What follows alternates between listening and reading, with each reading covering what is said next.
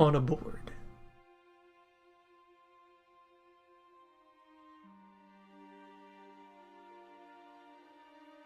Right back to it. Previous sessions review all the coastlines and edges of sea zones.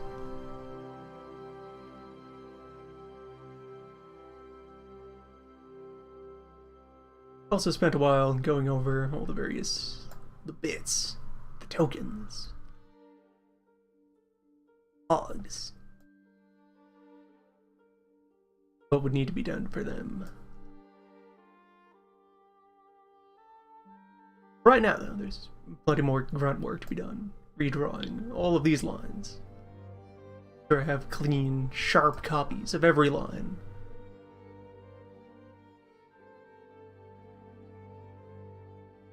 Where to re-explain in case someone starts this at part 3 for whatever reason. Europa Universalis. The big strategy game made by Paradox Interactive over in Sweden. In fact, began its existence as Europa Universalis, the board game made by As Her Wish. Which is, I'm not sure if there were many people inside of this company name other than just Philip. Phil Tibbs. But yes, at first, long ago in the forgotten age of 1993, a game was put to board. Ages later, it was put to software.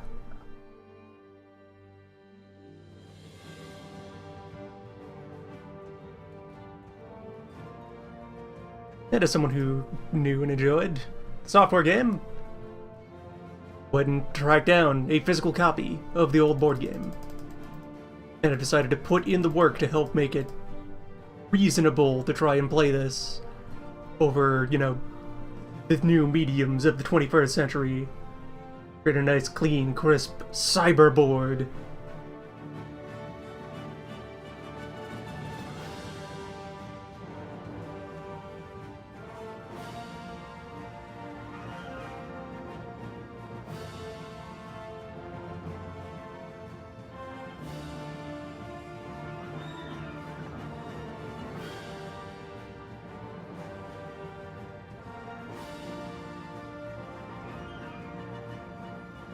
So the adventure continues. Where, let's see, I need another bright, garish color to use for all this, since reasoning-wise, I don't need to do these in the sensible colors. They'll end up being, I need them to be bright and shiny, so that it's very obvious where I have redrawn and where I have not. I can then use computers to substitute these colors as I wish.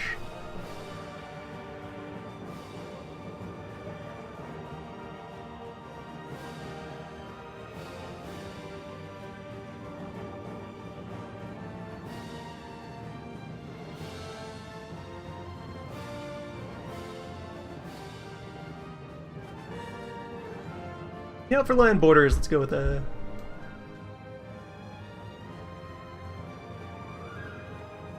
nice purple. It's natural. I have cyan out of the trinity of garish neon colors, but obviously that's reserved for rivers. Its locations of major rivers are important data.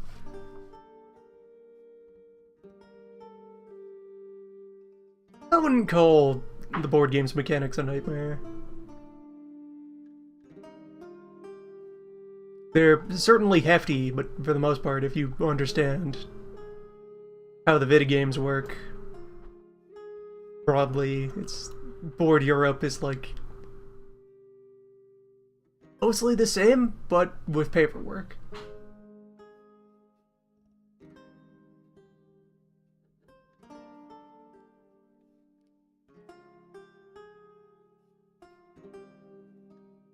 What if, instead of having your friendly helpful number box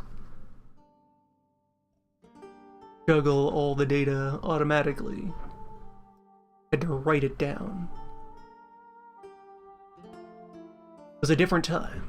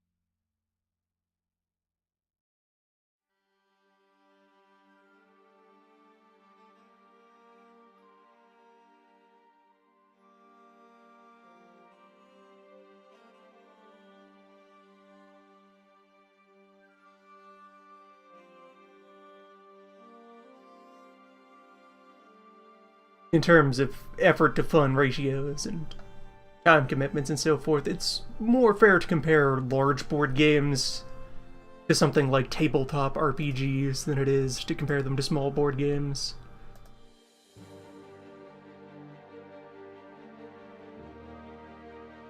A campaign of Europa is not something you do in an afternoon. It's something you do over a season. Something you progress at like a weekly meetup with a routine crew of friends.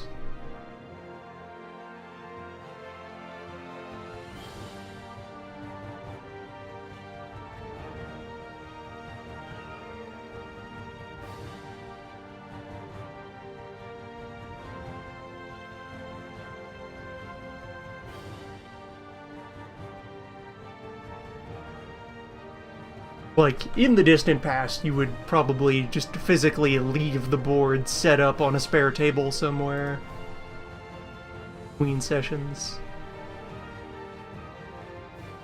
As long as whatever building the board is in doesn't have, like, a pet that would definitely get up to mischief and start sliding all your counters around.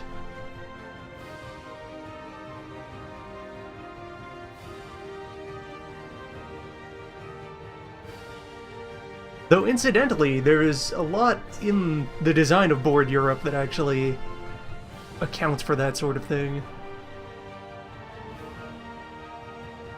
Where it kind of has more of a Crusader King's approach to your armies. There's only, like, a relatively small fraction of your army capacity that you can maintain indefinitely with no additional expense. The expectation is that you disband most of your forces if you're not using them to fight for something right now, and then do a bunch of recruitment to ramp up when it's time to do a fight.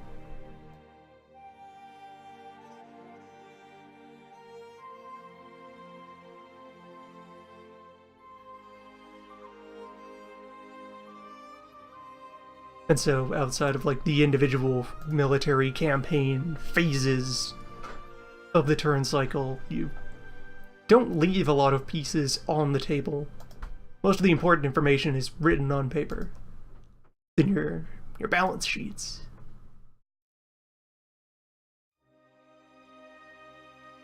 Like, the only important sets of pogs on the board are the ones in all the progress trackers that are on the world map.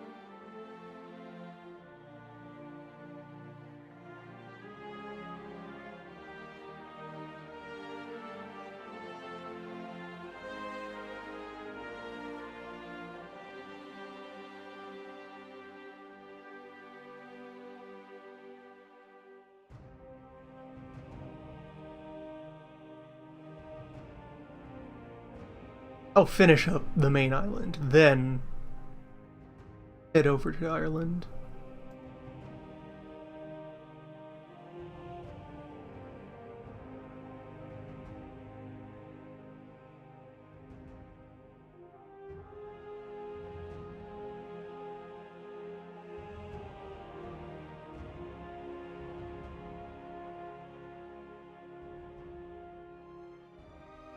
Journey of 1,000 lines.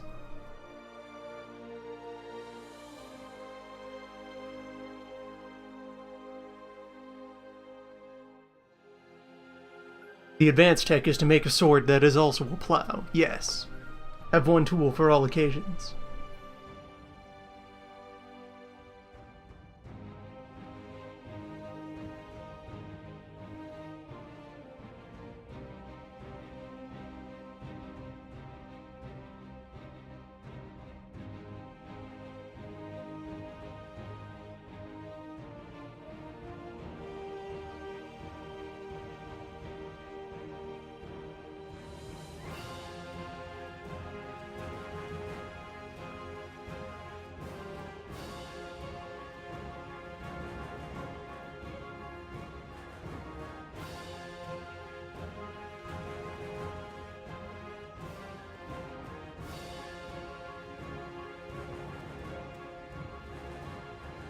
Momentary interruption there.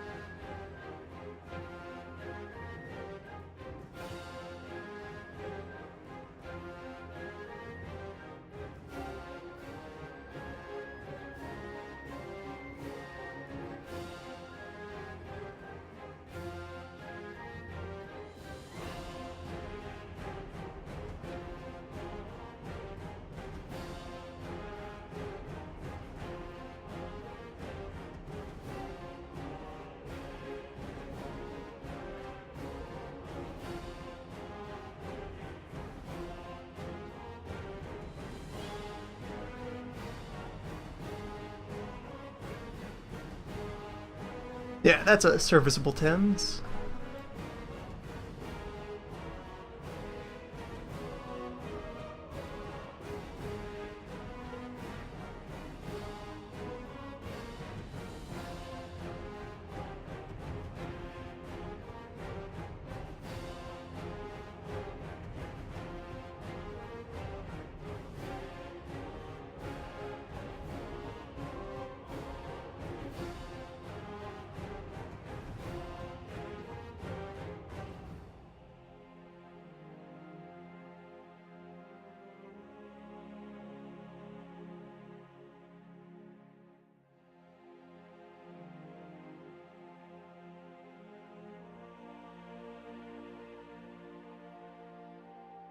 I am keeping each set of lines on a separate layer to avoid a risk of damage.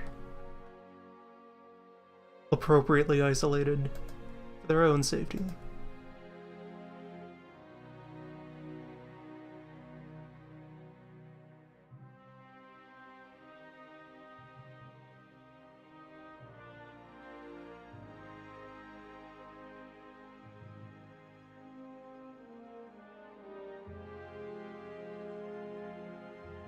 I have to do a passive like land borders, terrain types, and then information, all the place names, tax ratings,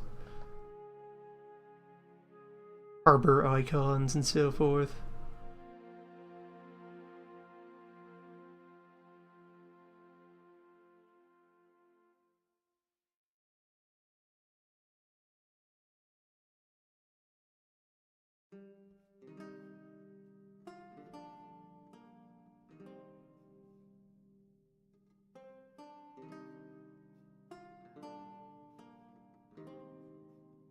Which ocean scribble?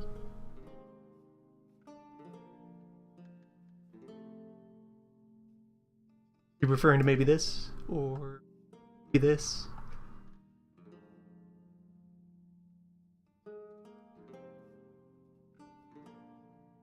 Maybe this one over here.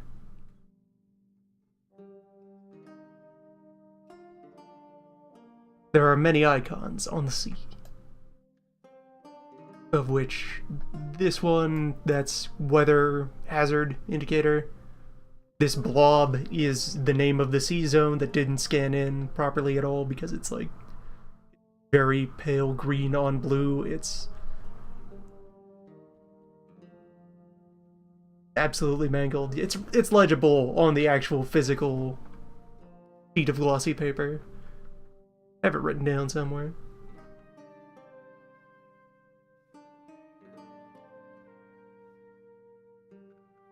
And over here, this is a trade zone.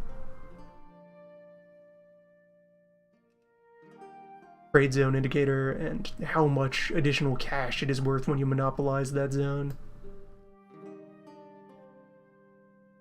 That it is a square indicates that it's an intrinsically neutral trade zone, whereas some of them are considered natural home territory for one of the majors. Like over here, there's the barely visible remnants of a blue circle indicating that this is France's home trade node.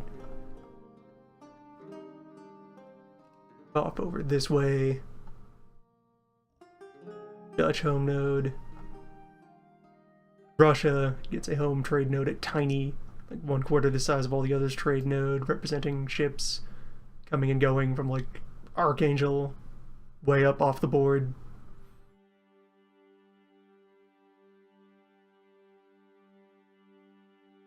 Britain's home node. It's stored up here. Up north. Powerful node.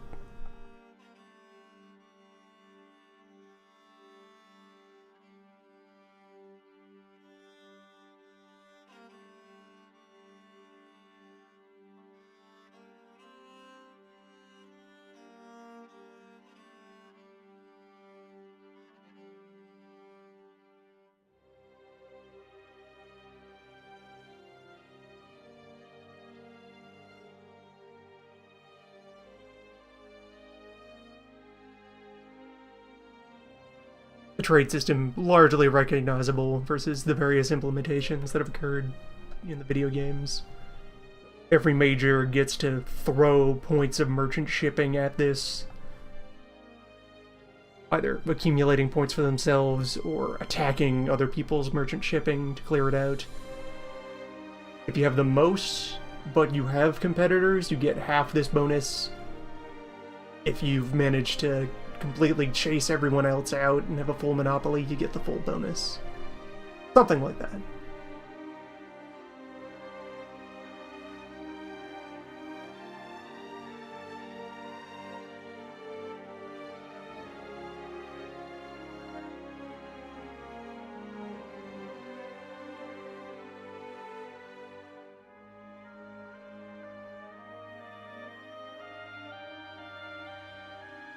Alright, that's a British Isles. Internal boundaries.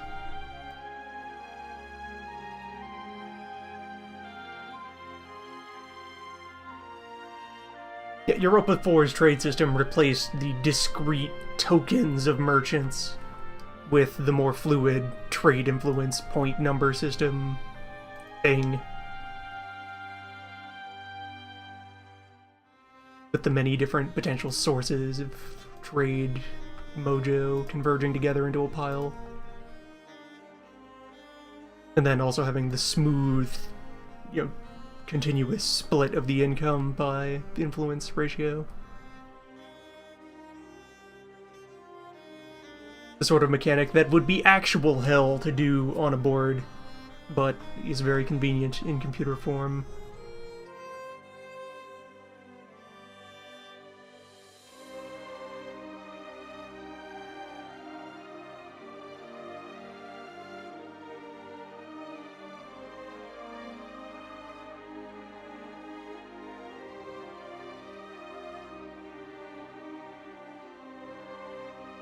Like, in order to conduct the board game, you do have to have your spreadsheets and do your taxes and so forth. But in practice, most of your numbers don't change radically from turn to turn. So there's several fields on your sheet that are just relatively static.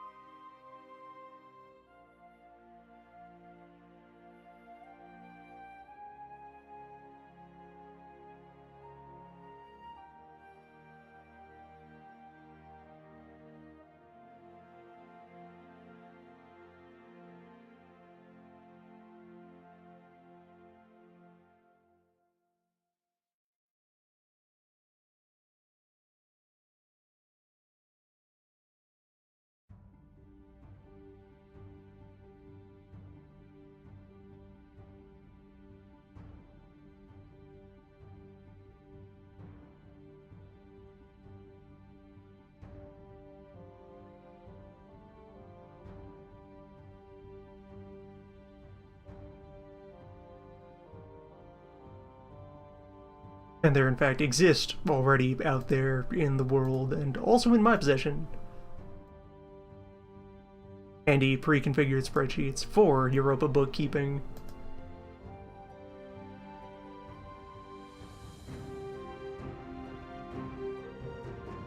Been pre-filled with what everyone's economy is like on turn 1, because that's that's constant. Everyone has the same core territory for the start of the scenario.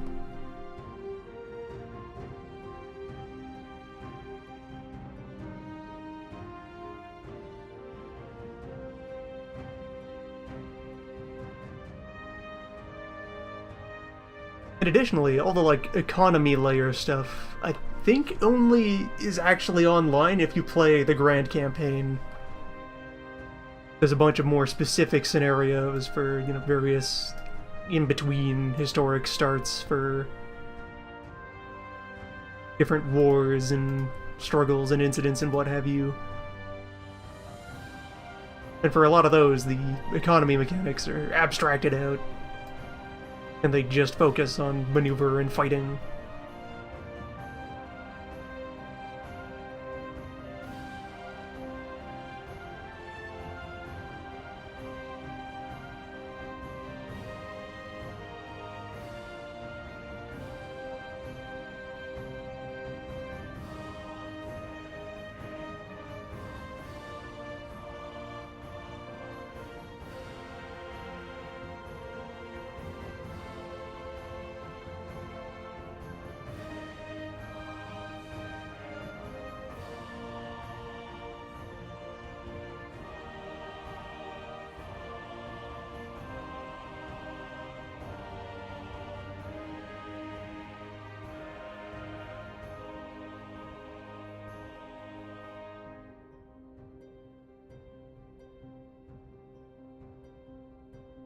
Fill tool would not be of much use for what I am after.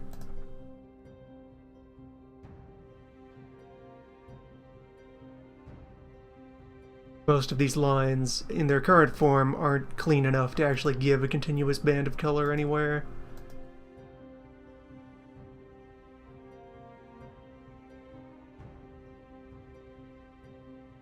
Better to just reforge all of the lines from scratch, knowing that they will be flat and clean.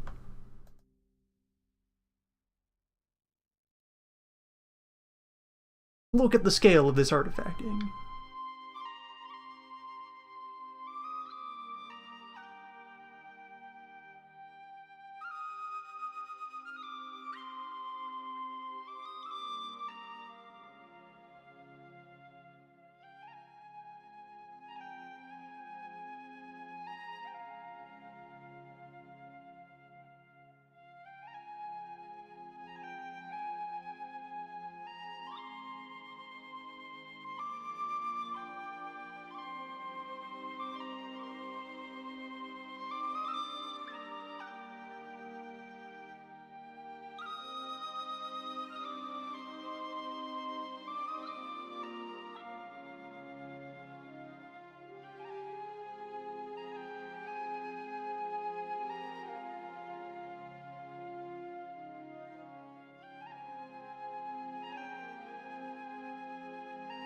And like, yeah, look at the poor label for Scania here.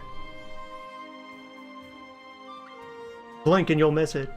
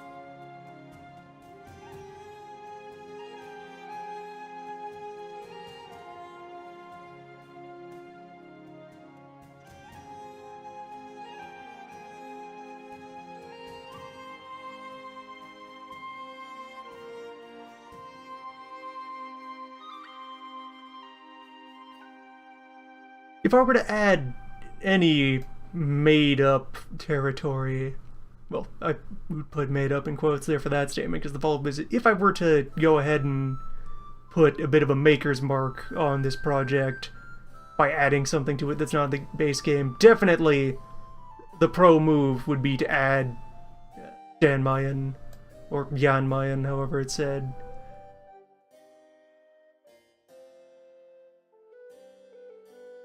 Pay all due respects to a Paradox running joke, where it is a very small island that I believe it's somewhere off the north edge of where this map would cut off. Somewhere that wise. It is a small island with, like, less than 10 permanent residents. There just isn't, like, a scientific research station on it. It is a rock in the ocean that's covered in bears. It has more bears than humans. And so Paradox has included it in several para games. Made sure to make it a province with a populace. Sometimes make it a releasable nation of culture bear.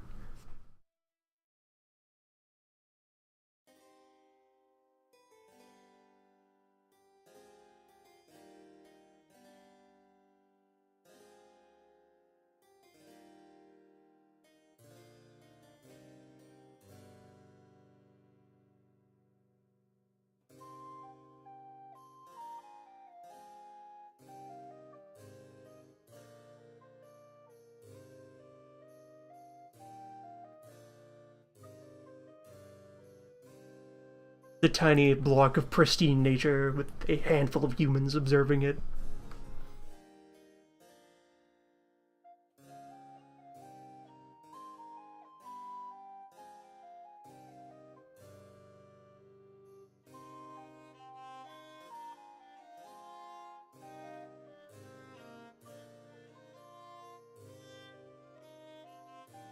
That would be the thing to include.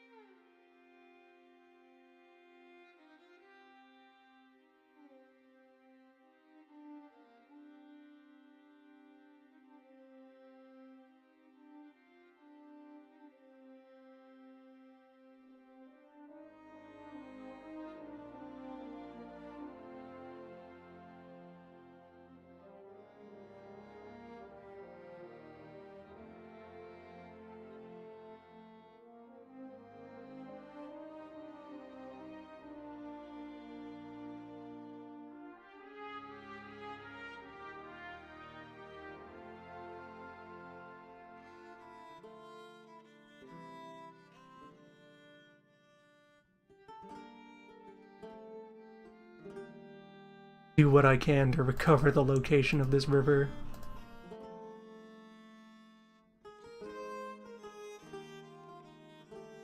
Then there somewhere.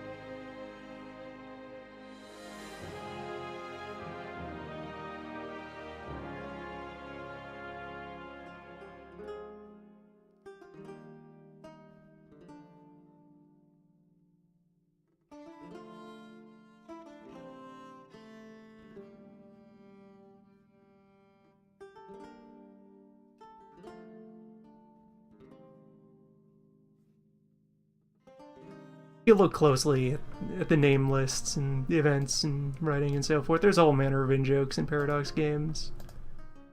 within individual properties and spanning the whole franchise. Especially Stellaris, since they have all the random system names.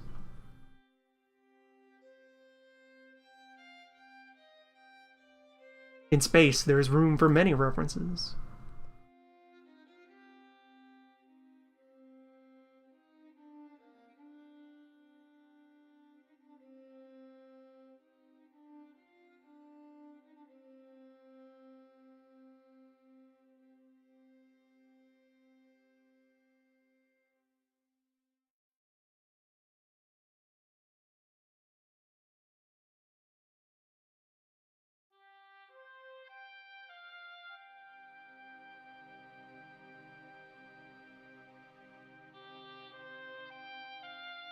Novgorod, located here, in Novgorod.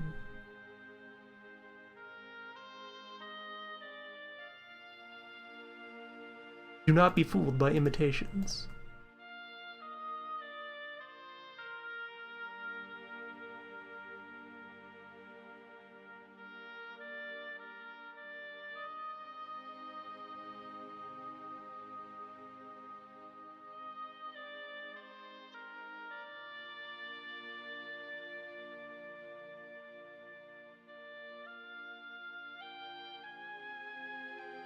The rivers are all on borderlines between provinces. All the big ones. It's part of their purpose.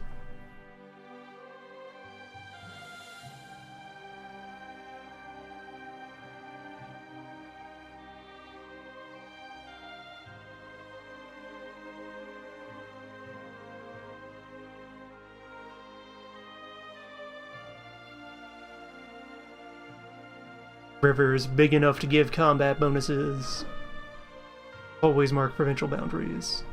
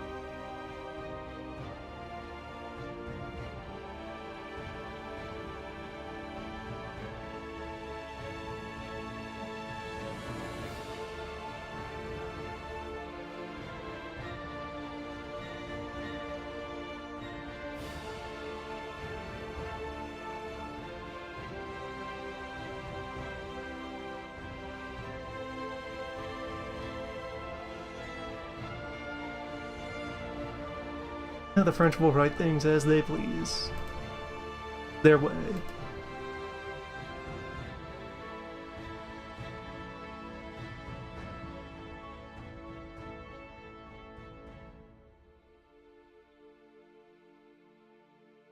Or even within that, this particular Frenchman making a board game in 1993.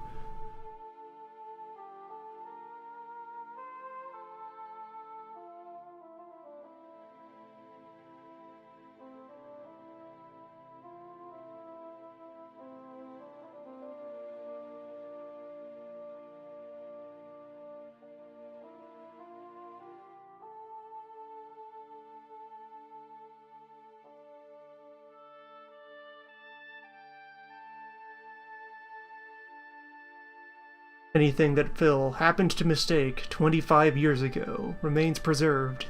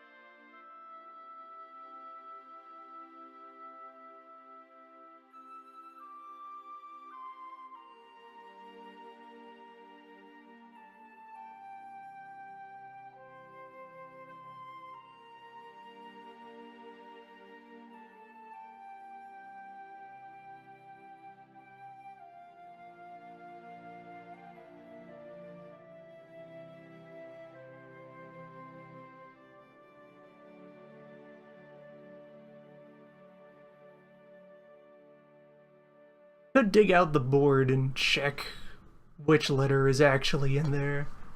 Because that does seem like it's something with an umlaut.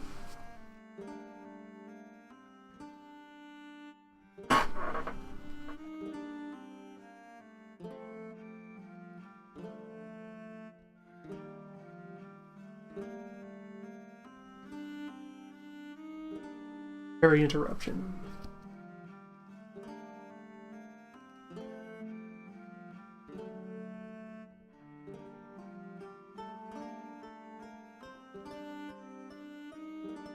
Okay, so looking at the board itself, it is N-I-J.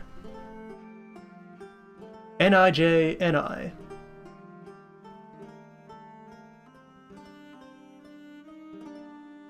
And then Naugarog.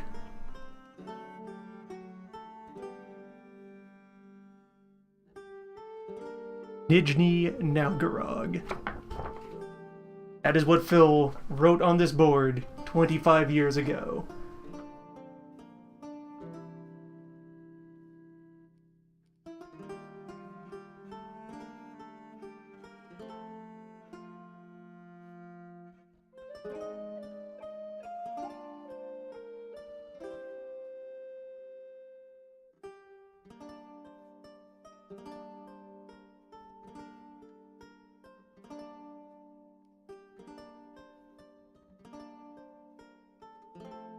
That is absolutely getting left in.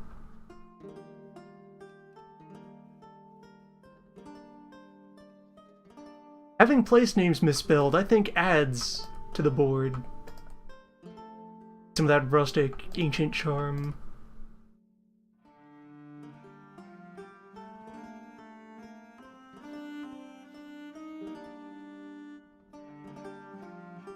Maps of old, which were often just wrong about things, and there was no way to verify or correct.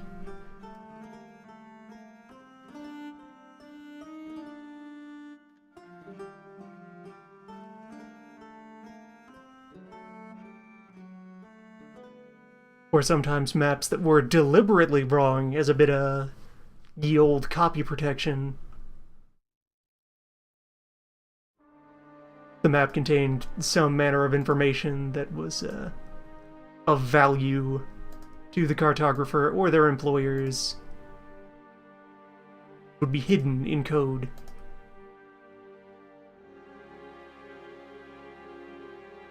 That you could publicly distribute the map without giving away the secret.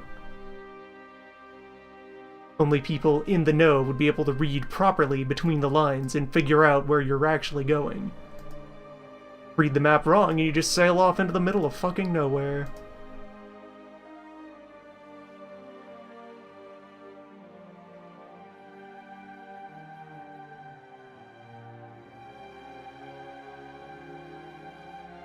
In particular, it's a case of like a lost a lost continent or mythical continent that it's hypothesized is in fact a little bit of cryptography on the part of Portuguese explorers.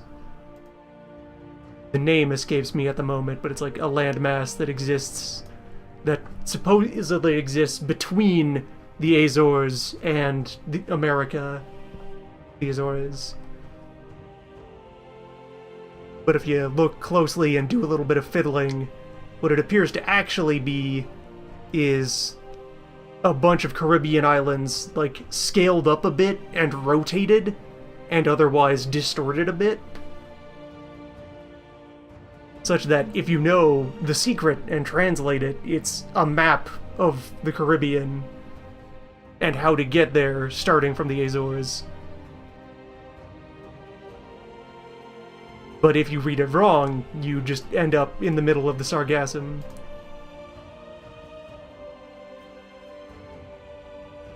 And die a horrible death. You go to the dead zone, a phantom sea.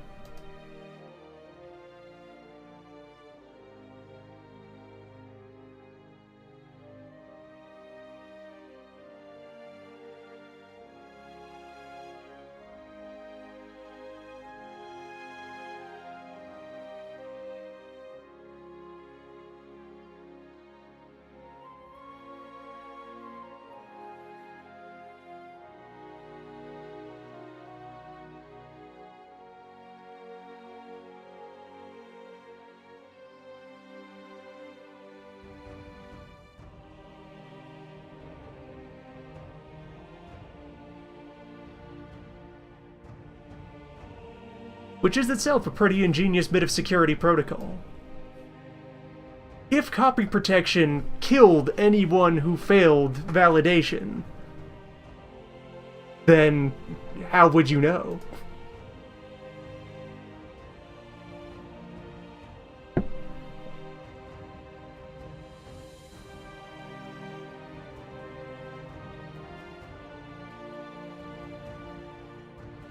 Secret would only get out if you could find their ghosts. Their pirate ghosts.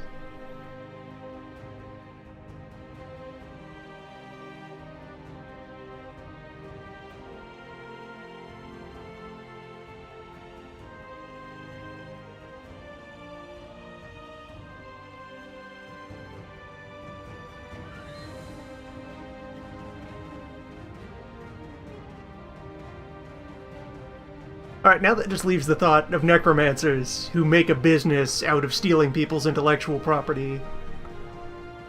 Because, oh boy, you had that guy definitely, yep, swear a blood oath to take that secret to his grave, and he's dead now, so... that has expired. I contacted him in the underworld, beyond the grave. Had a little interview.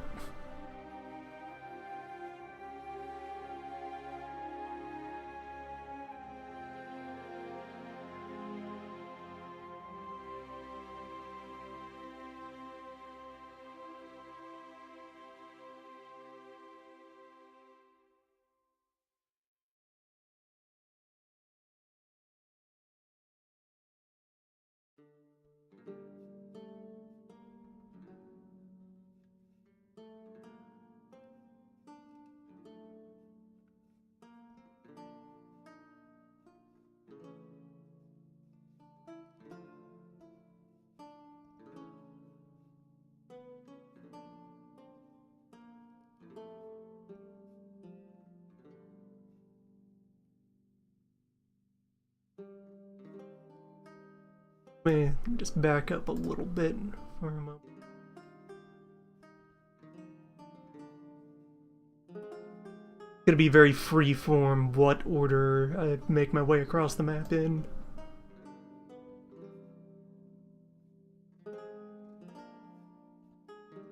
Very high chance that I end up missing a couple of lines on the first pass and have to double back.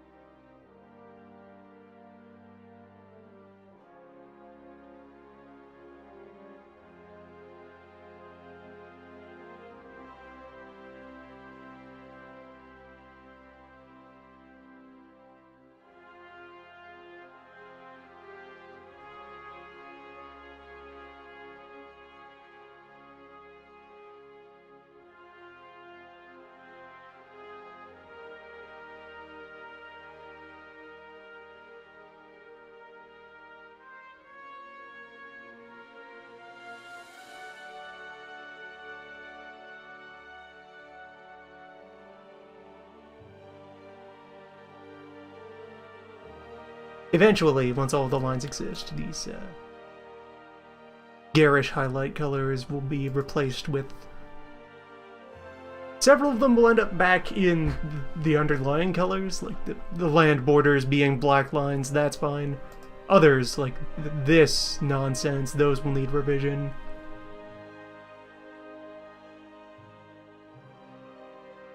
Things will have to change for the sake of readability, usability.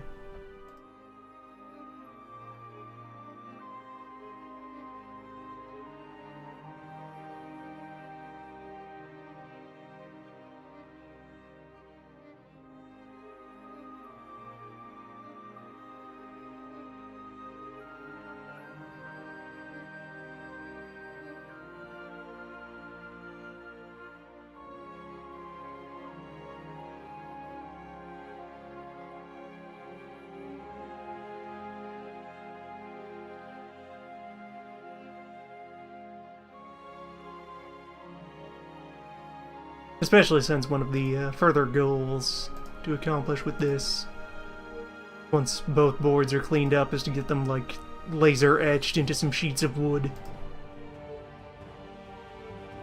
A nice, solid, carved wood board.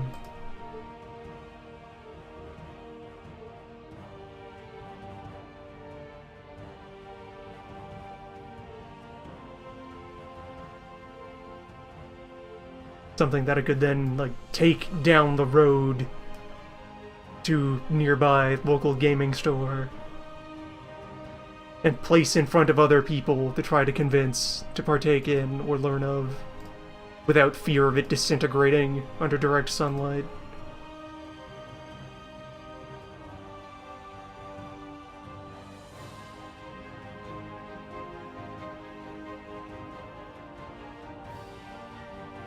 Which sells short the quality of the physical copy that I have.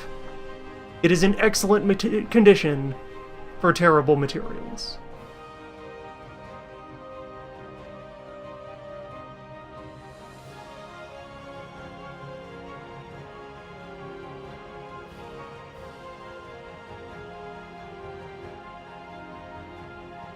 If it had actually been open and in use for the intervening 25 years, it would be dust right now.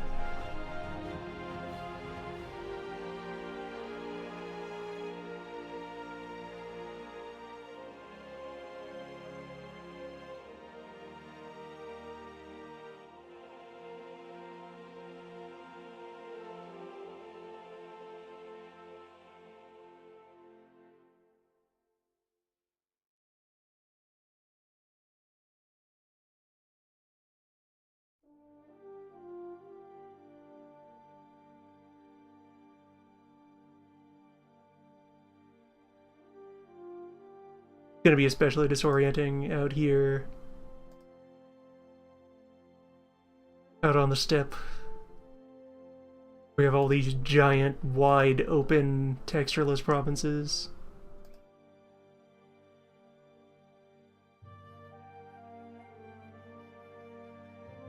Once we hit mid-Europe and get into the principalities, then there's gonna be all kinds of reminders of where we are.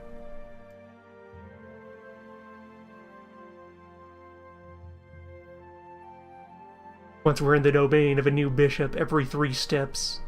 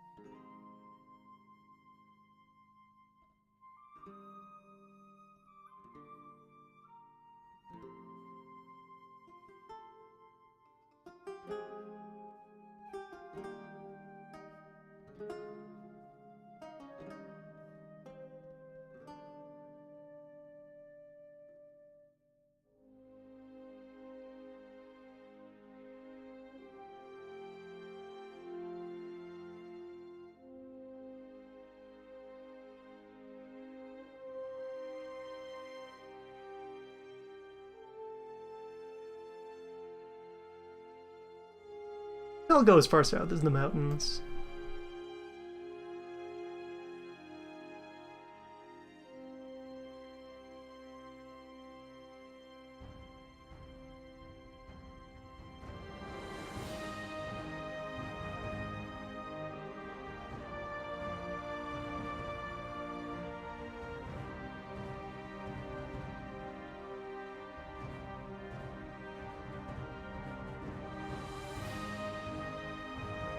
Since this pesky sea creates a nice break point, now there's two directions to go.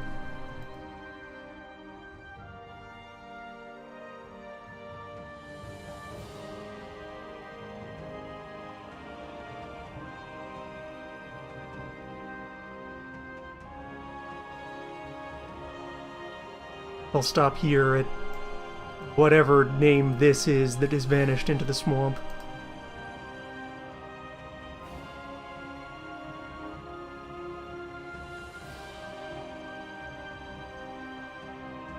Thing next to Crimea.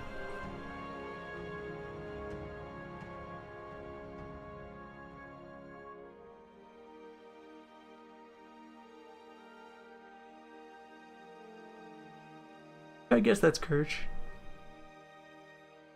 You can almost make out those shapes.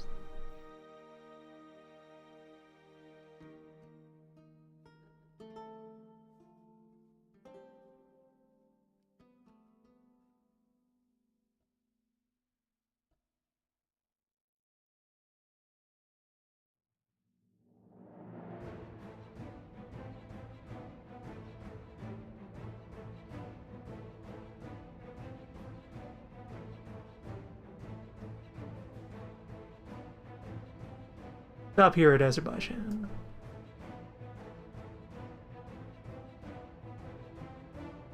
Then we go west.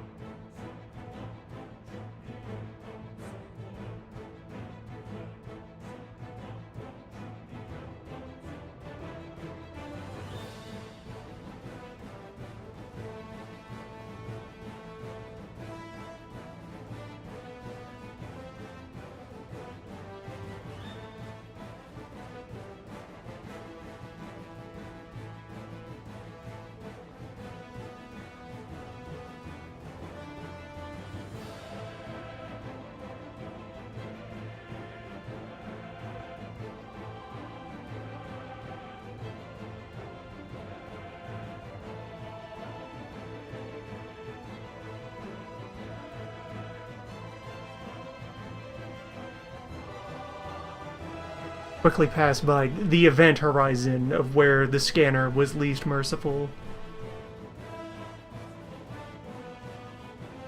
This point of impact.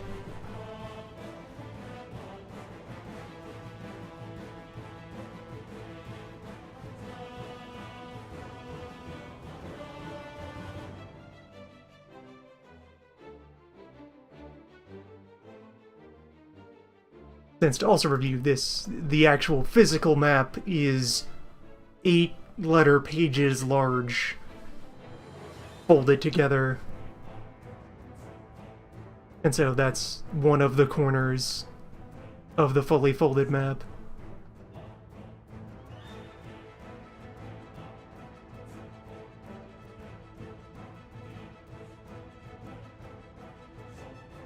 And since, as I found out when I was trying to get this scanned, no one has some kind of giant many pages at once scanner, as a commercial product, as a fixture at print shops, it's not something that anyone makes. Maybe somewhere deep in specialized industrial zones for reading in of, you know, big ol' plotted schematics.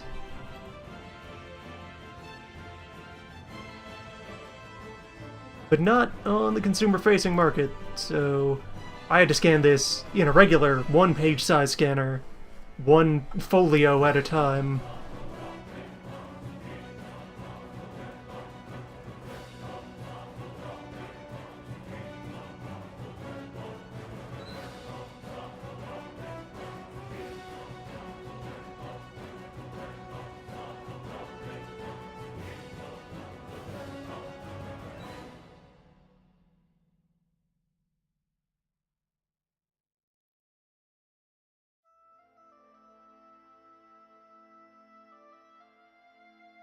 And since these are the outward-facing edges, these are the concave seams. Those are the ones that were the most impolite about being temporarily wedged under the lid of the scanner, and recombined with their brothers. Comparatively, just to briefly zoop on out to the other side of things, let's spot where the matching seam for the other side is. Yeah, it would be along here, where you can see some heftier patchwork. There's the other corner, here in Limousine, and night and day the difference.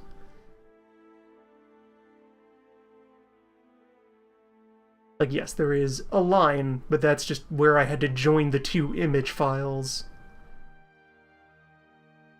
That's the 1 pixel off between the edges.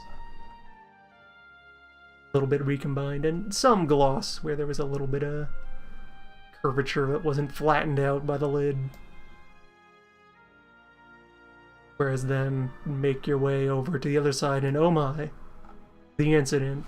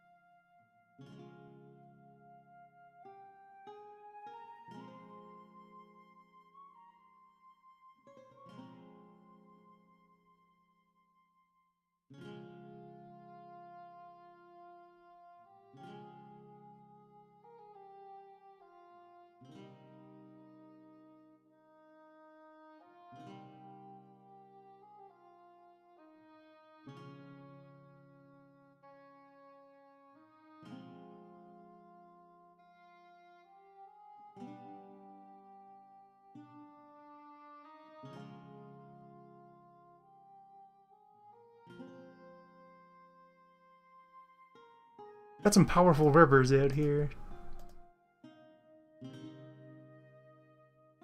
Fun for days.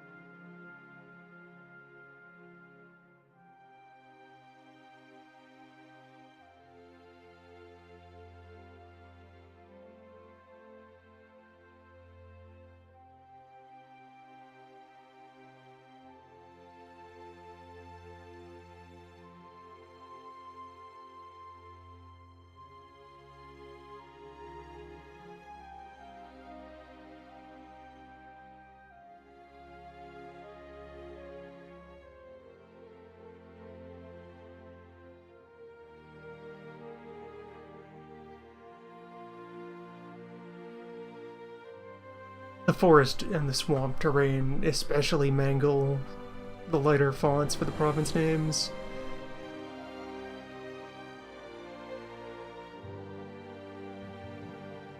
Here in the Forgotten Lands of Lithuania.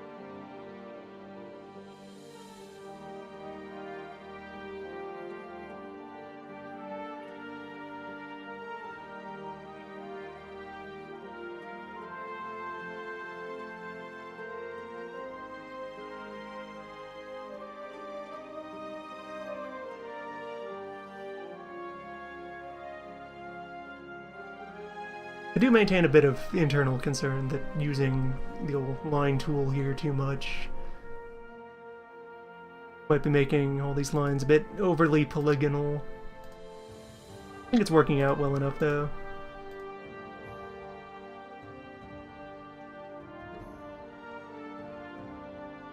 Especially when we're making the lines at these increments, at this level of zoom.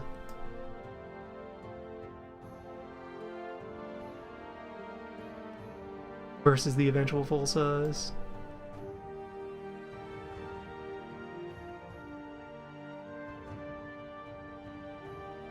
From here at 4 times, see the corners, but once we draw back out to look at the whole thing, it's been reasonably irregular.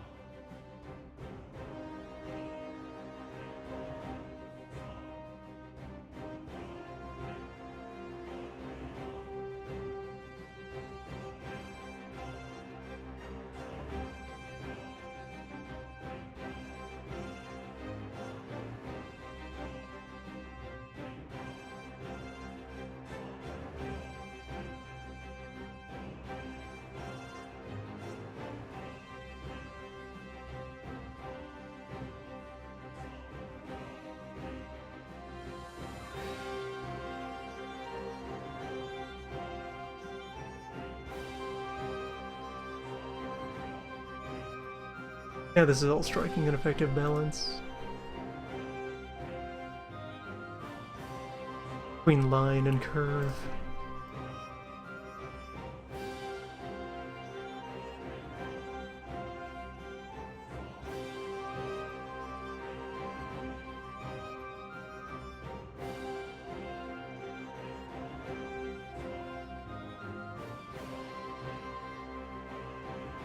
Proper line weight as well.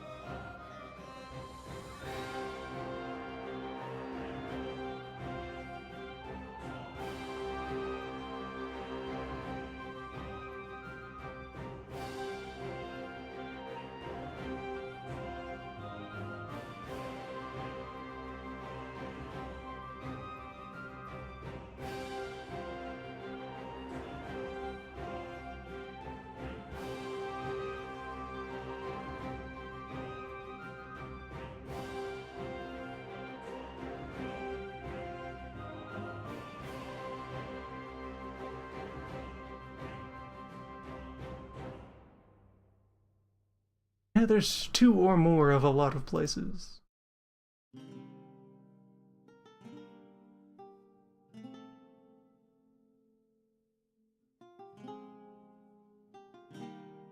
Gently use names.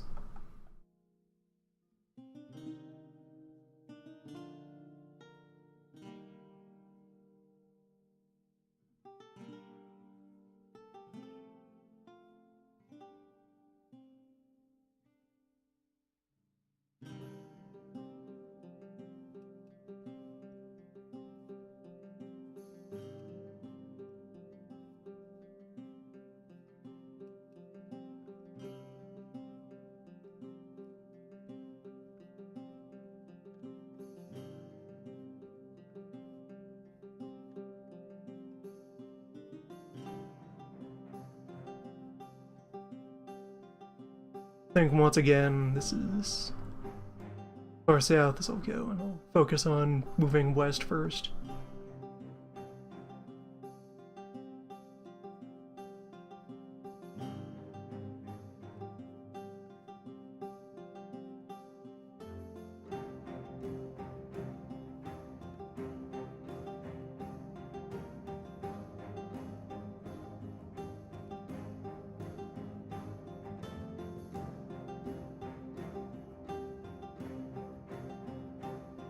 Got a lot of lines to draw over this wise.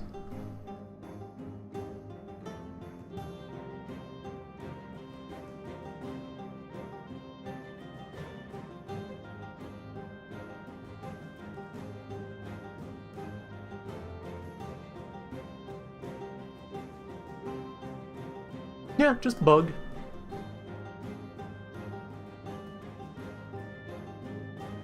The land of bug.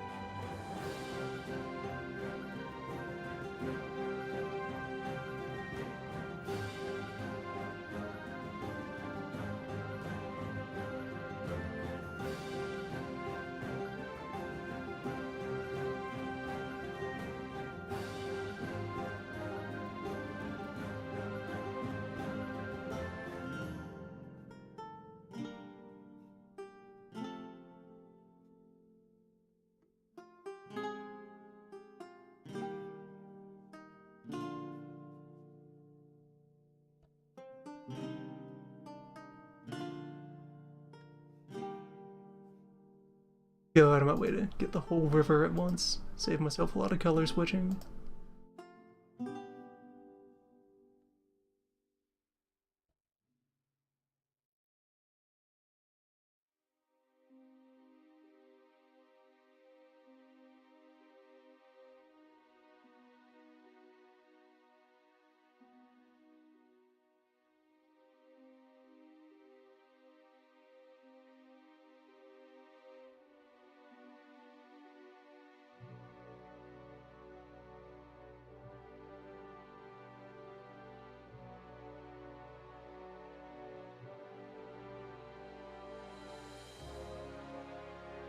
We are almost to the Mediterranean.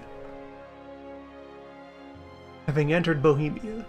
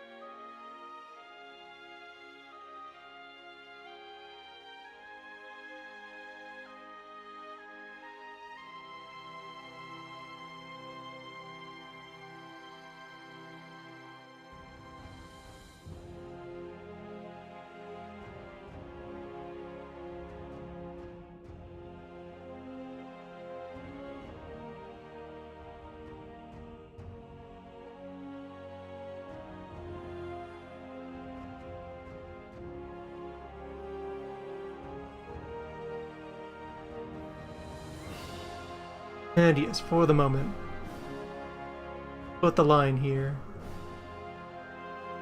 Having just started to cross into the barely visible haze that indicates somebody's core territory.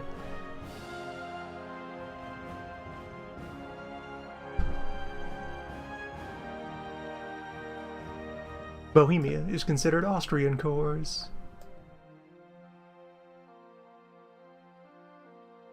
For purposes of Board Europe.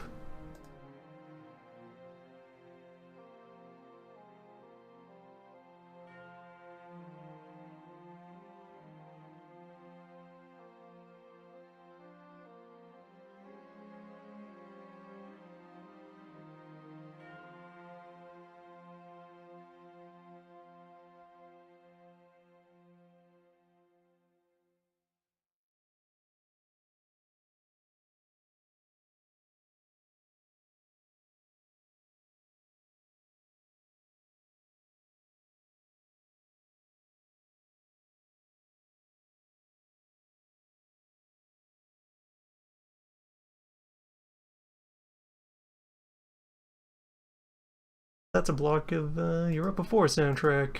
Success through.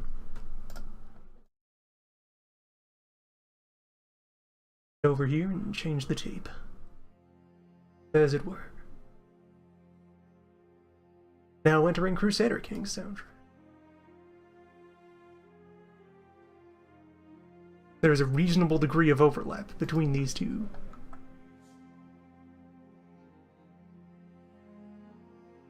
Directly and thematically.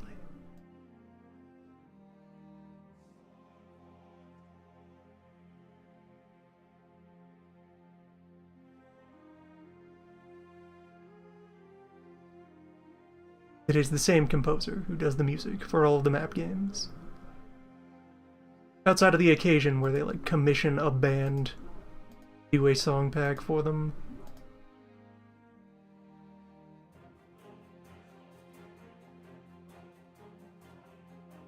Or every so often when they include historical musics of the era in question. Which is something they did more before they'd hired their own composer than after.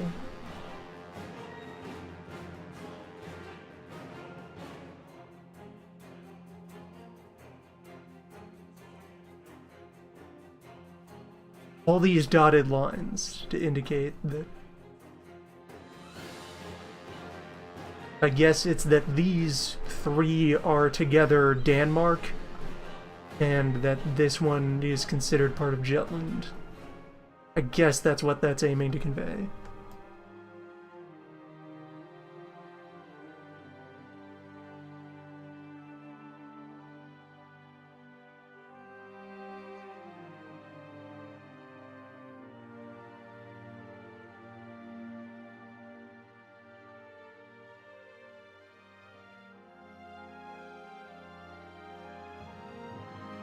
You know, Dan's March, where Dan lives, where Dan walks.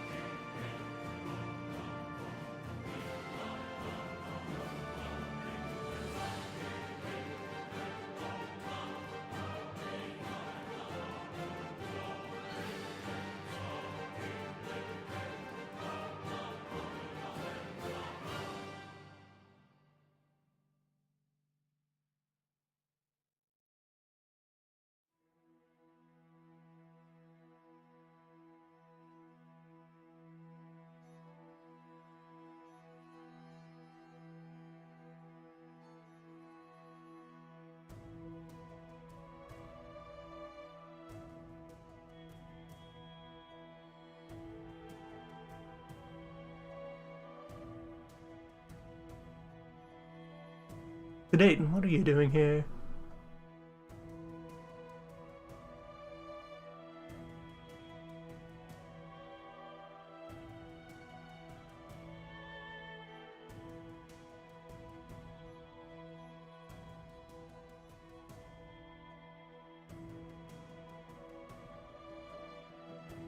Well, I believe it's the case that lots of places can be sedate, and the word just means, like, pointy,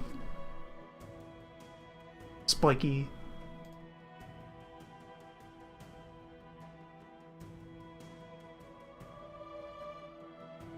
There are, in fact, a number of places called the Pointy Mountains,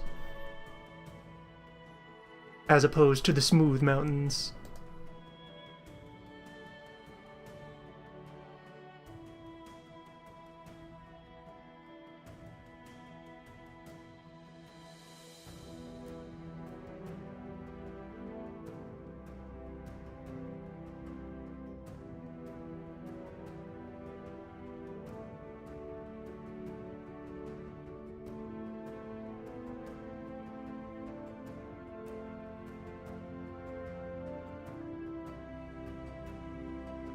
Capital of Thuringia. Go take a look at that. Especially mangled blob of pixels. Ink which vanishes completely into this swamp forest? Mountain forest?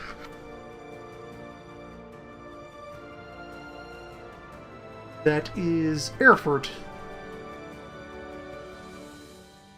And also this is supposed to be a regular, greenish background forest. That's the brown here, that's an error from, like, the previous attempt I did to do a bit of correction on this shortly after it was first scanned in. That's why I'm not using fill tools. Because, like, the first pass idea was I have, like, select by color tools in here somewhere. So it's like, okay, I'll just grab everywhere that's green-ish and fill it with a flatter green, and that produces problems. because it turns out everything is green-brownish after a fight with the scanner.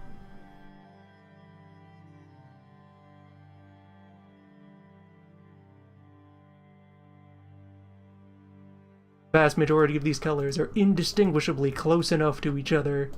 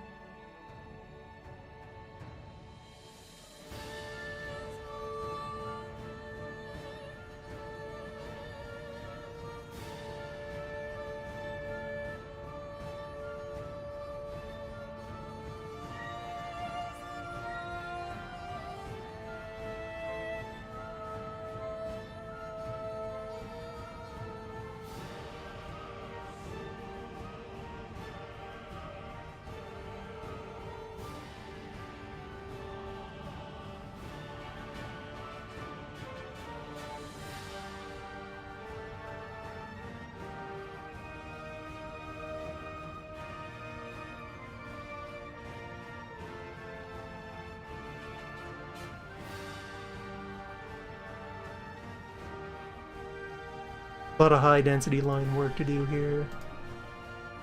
That also is going to converge and terminate, eventually. As long as we don't cross the Alps. All of this stays roughly the same width in terms of province count.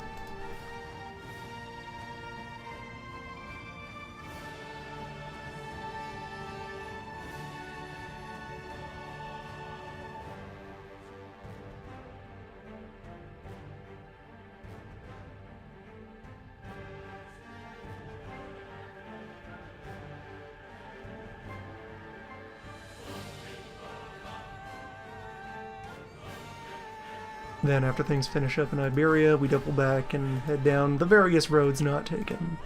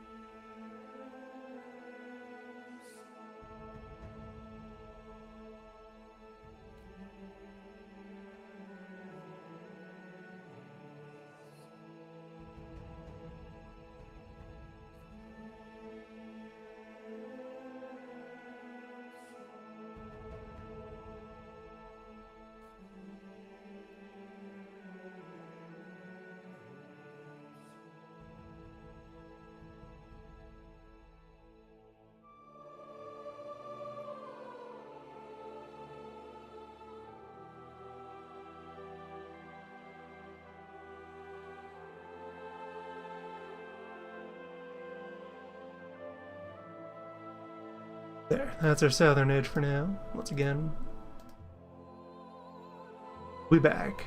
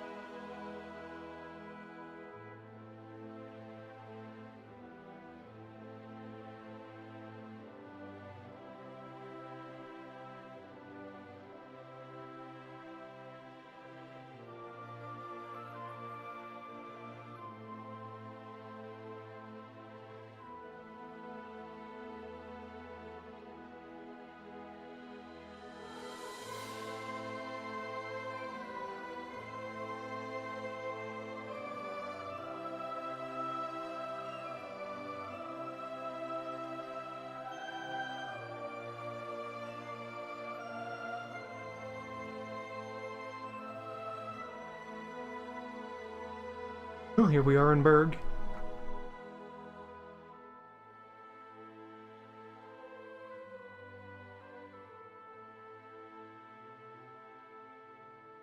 Fine place to be.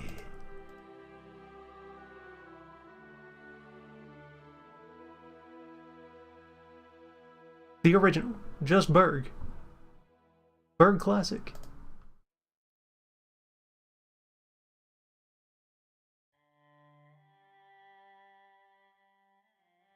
Berg, First Blood Part 2.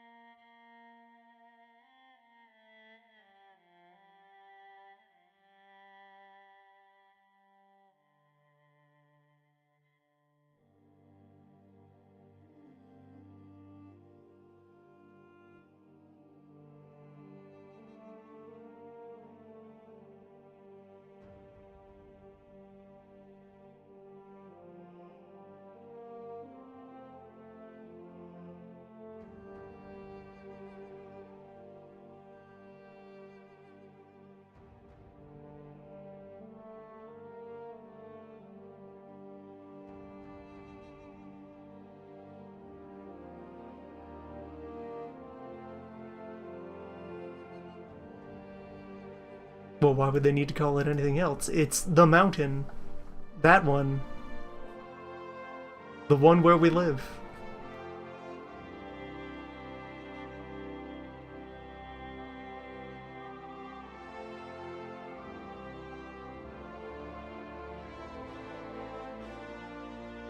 Not any particular mountain. Doesn't have any special traits. Just is the hill.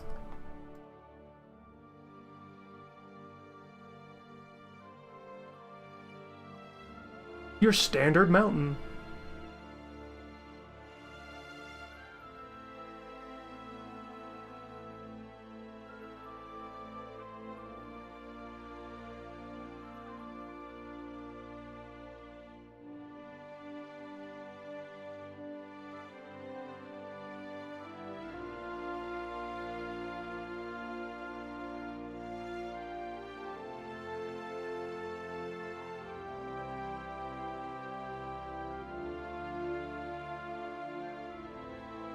When you see it, you'll know.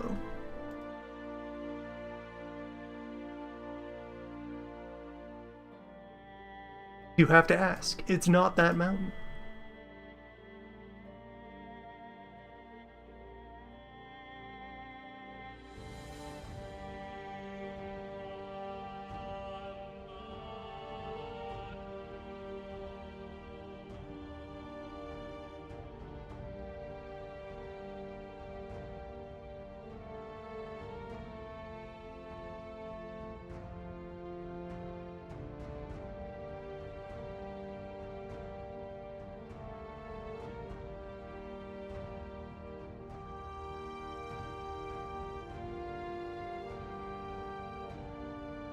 I know from extensive personal experience that most of the things that are locationally called mountain are not a mountain.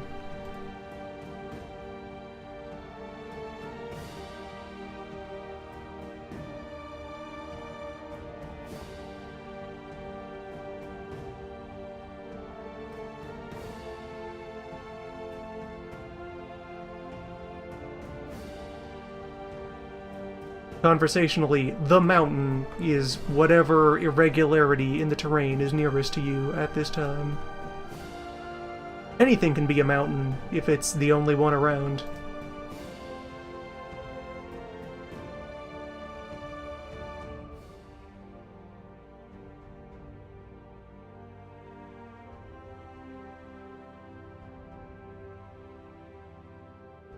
Along the shores of Lake Ontario, there is a sizable gouge that was cut, a billion years ago when the glaciers slid out of there and carved the lakes,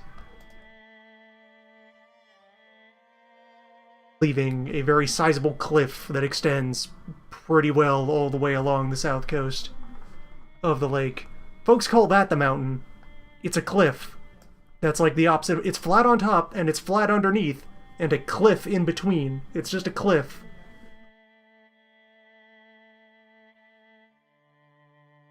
A cliff can be a mountain if people feel like it.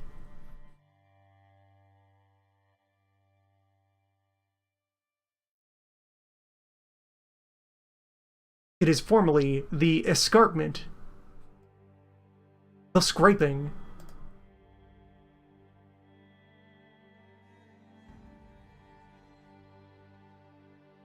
But if folks want to call it a mountain, it's a mountain now.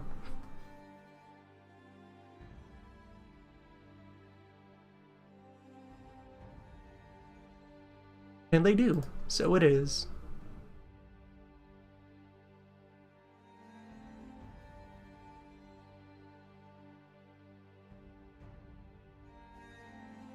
Stop there for a moment, make our way back north.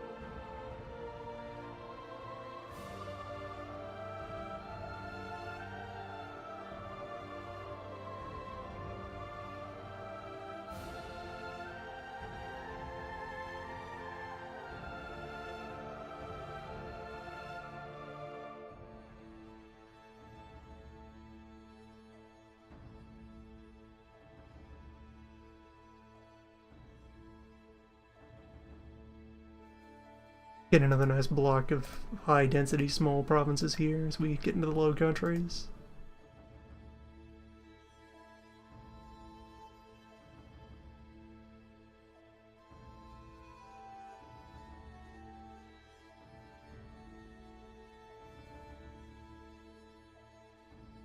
There, you want to talk about lazy place names, just north. This is north. Never mind the other things that are norther than it. North is here.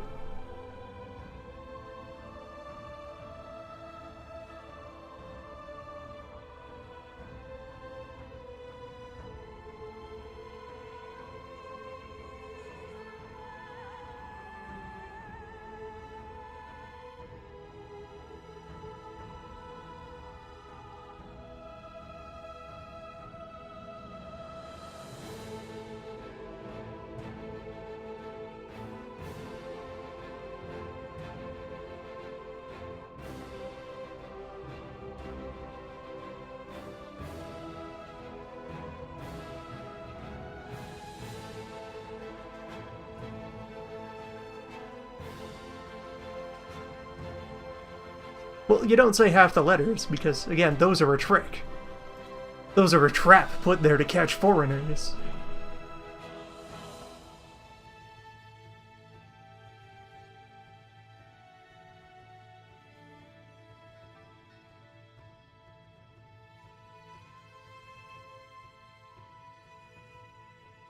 Knowing which ones are the actual letters and which ones are the distractions, that's how you prove you're a Frenchman.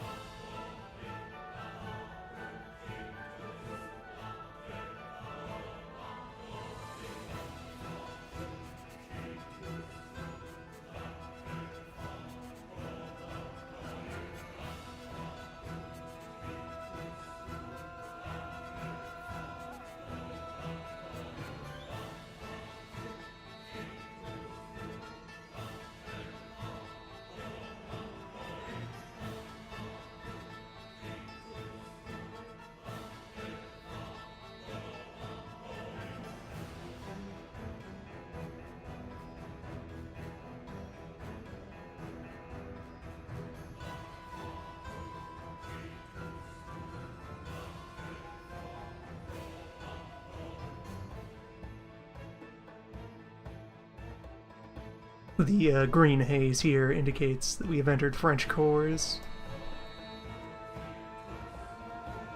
For whatever reason, the French borders are in green.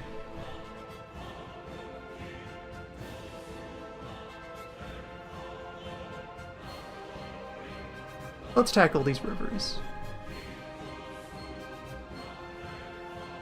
since there's a lot of them.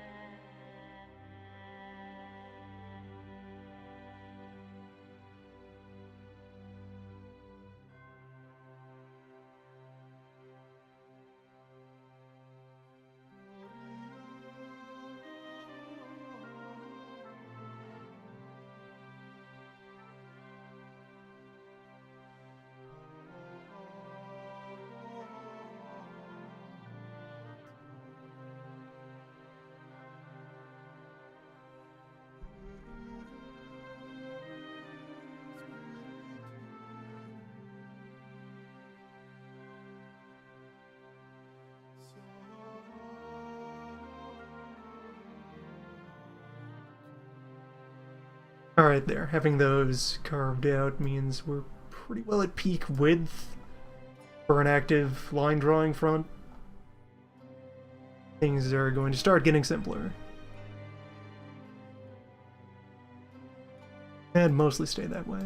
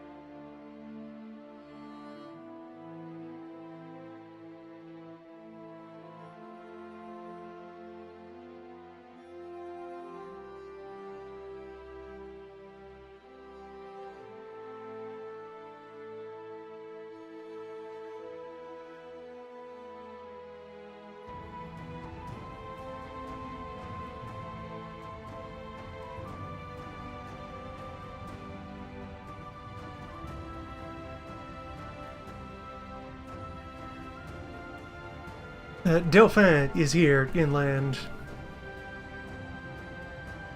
because this is like the home territory of family or title or what have you that had dolphins in their crest, in their coat of arms. Dolphin is up here because Dolphin House built their fortress up here in the mountains. And so this is Dolphin Land.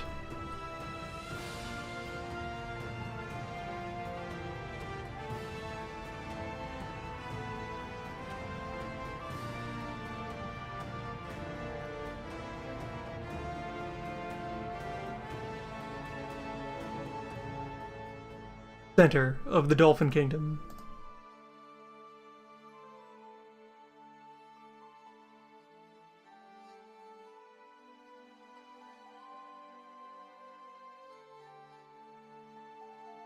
It was a major ingredient in what eventually became France.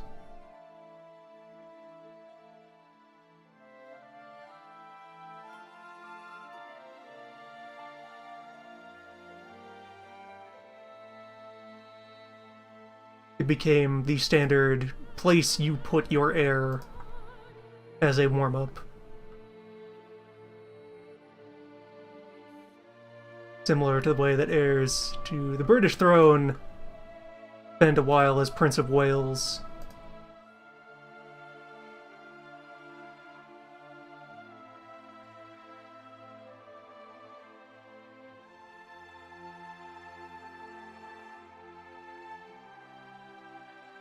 It is the passenger throne.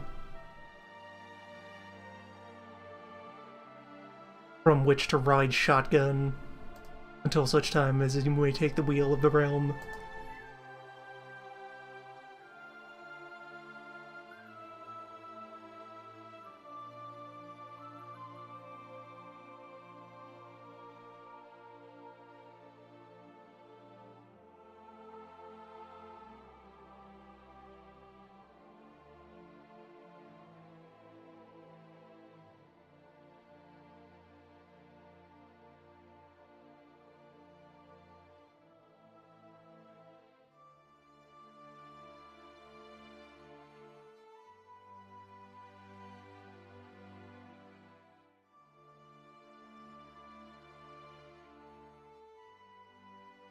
And yes, a creature that is composed of immeasurable cruelty wrapped in a thin veneer of cuteness. That's kind of the ideal symbol for France.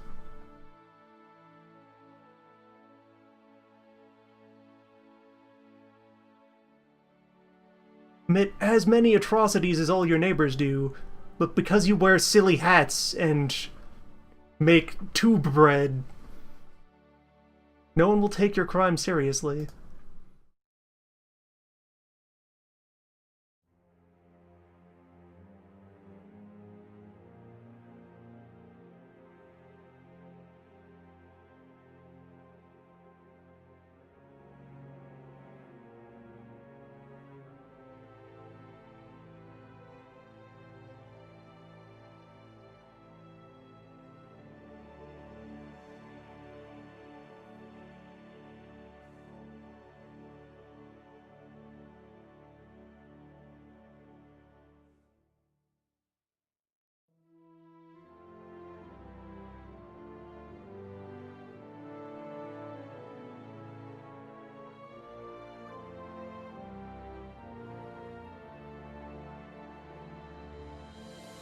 Just be sure to spend your afternoons relaxing. Reading a book, playing the accordion.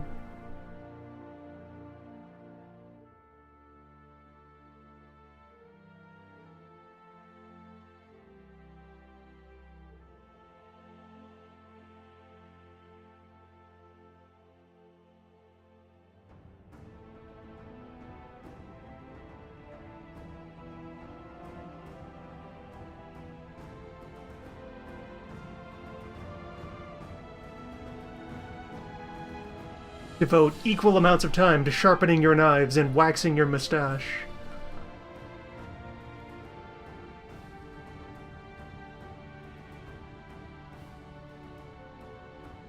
Such is the way of the dolphin.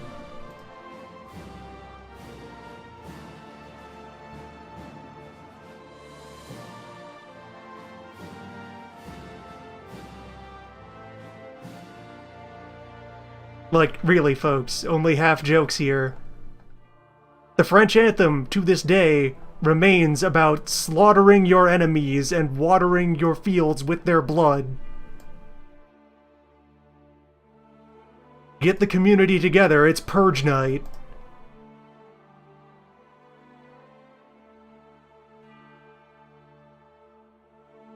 Take up arms, stand as one, annihilate all who oppose us, that's France. But when you say it in French, it sounds adorable and charming. That's the secret. That's the move.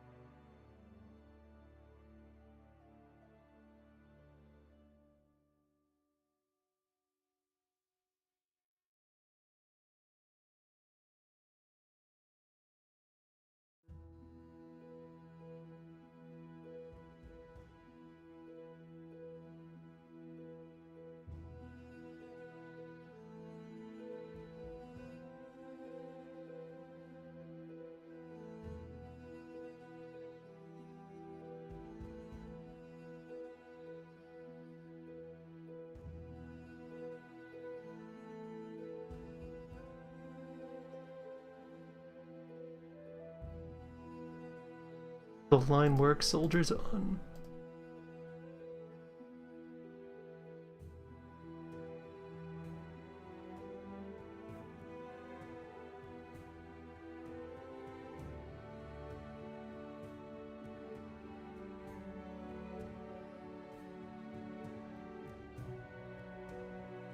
We're also, incidentally, just to wind back over here for a moment, take a look at the French-Spanish border.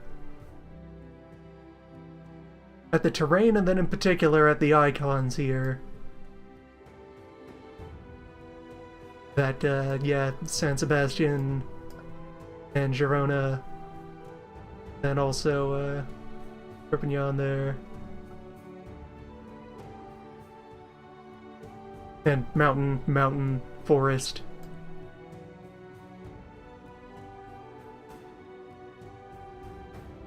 These are natural level 2 forts, just for free. Everywhere that you see one of these little crosses.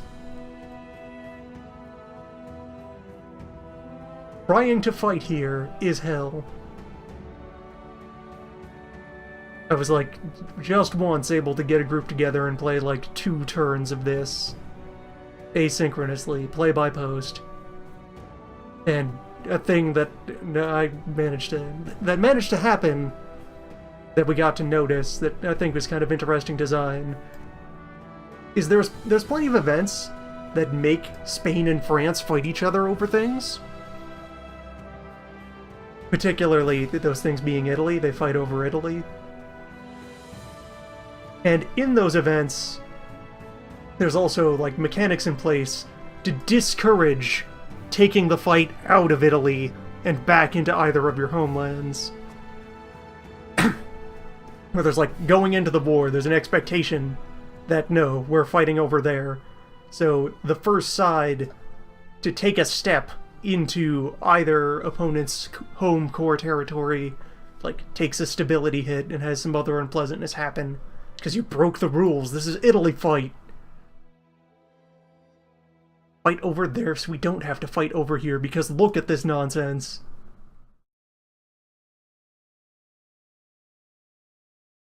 And that then also, because the border is so sharp and so fortified, they also very tangibly have a reason to be like, yeah, that's fine. We'll leave an army here for show, just to parade about, wave the flag.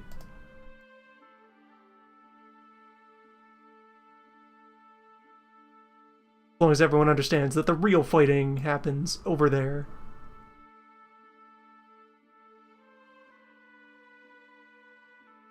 Just more pleasant for everyone involved, except the Italian civilians caught in the crossfire. But can you really say they're involved?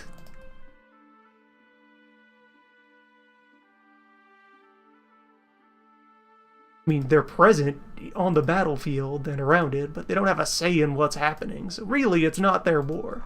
They basically don't exist. Just forget about them. Nothing to see here.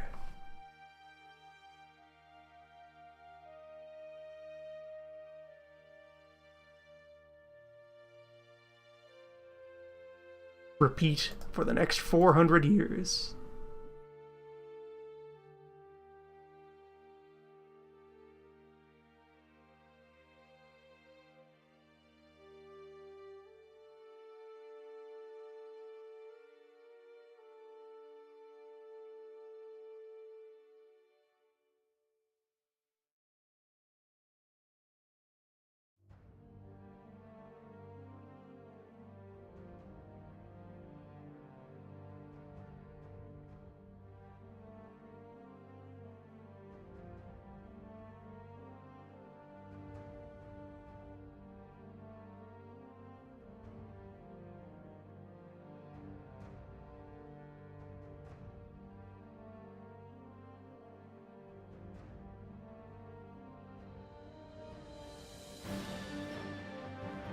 Yeah, well, the board game overall is certainly primitive.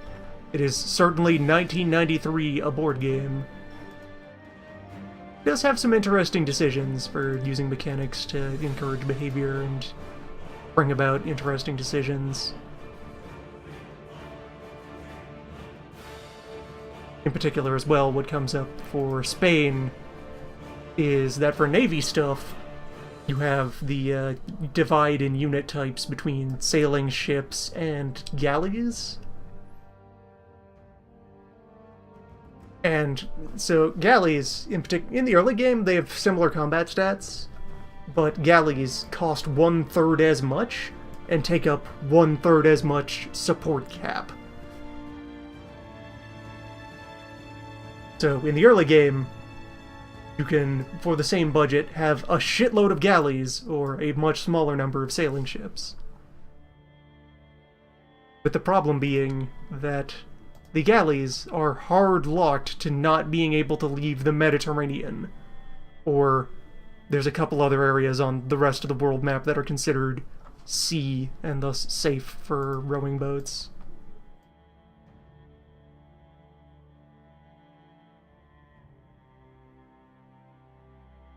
And so what interesting boat decisions, strategic thought happens out of that is, in terms of raw fighting power, someone like, say, Venice, who only has to concern themselves with the Mediterranean, can field a shitload of boats. And if you want to contest them, you need to also use galleys in order to have the raw numbers necessary to put up a fight. But in doing so, you also commit to only paying attention to the Mediterranean, because those galleys are completely useless out on the high seas. You have this important deciding to keep doing as to what's more important, the nearby sea or the new frontiers. And the evaluation of that shifts over the course of the campaign as colonizing happens and technology advances and so forth. Such that eventually sailing warships are better than equivalent technology galleys, where naval architecture for stuff in the Mediterranean kind of stagnated.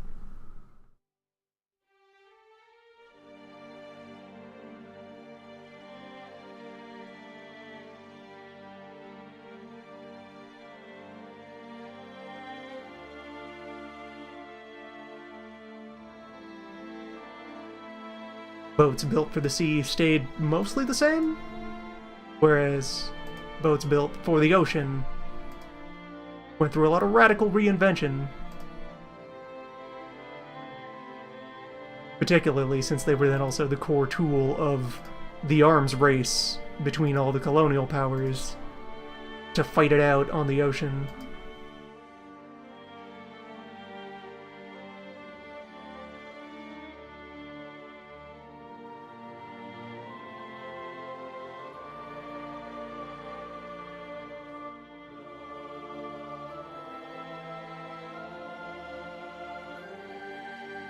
And that whole topic came to mind because the subject of the balance of power between France and Spain throughout the campaign, when both of them have Atlantic and Mediterranean coasts. So both powers have to be always making that decision of, do we focus inward or outward with our navies? Alongside that, the question of, well, counterplay against the opposing fleet.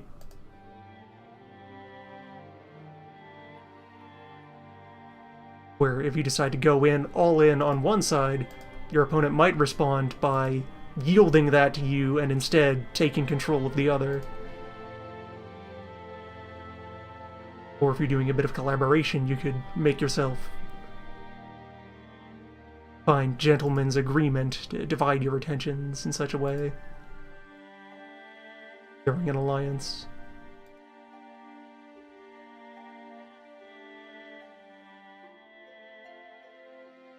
From which you then move on to the decision of, okay, when I betray them, which direction do I want to move?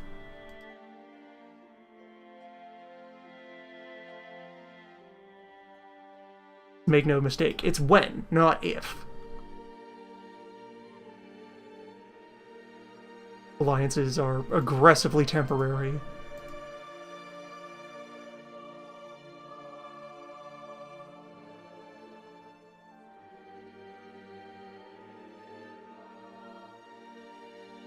Once, discard, renegotiate.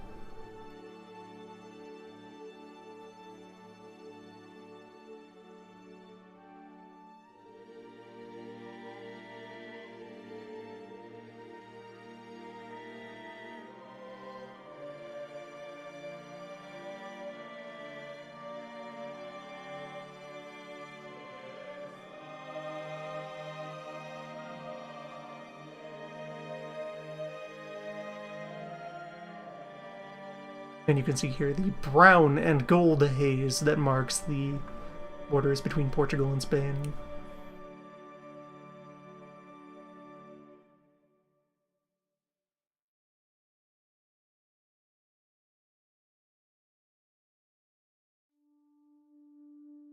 That iconic, historic color of the Portuguese.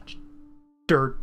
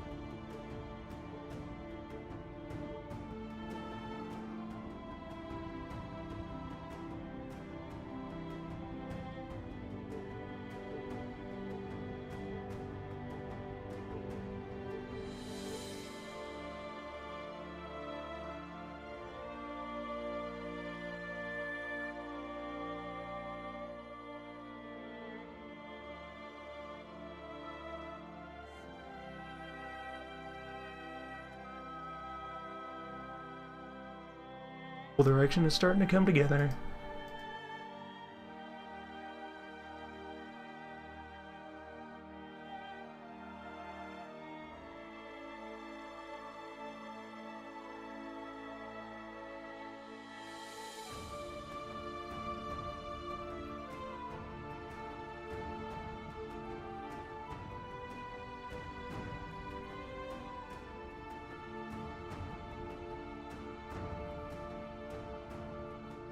Yes. A gold.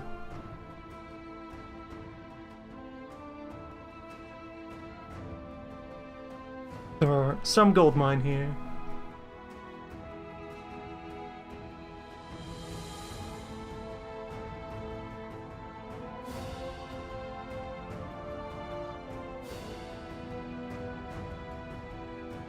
That'll be something to highlight on the data pass of the map.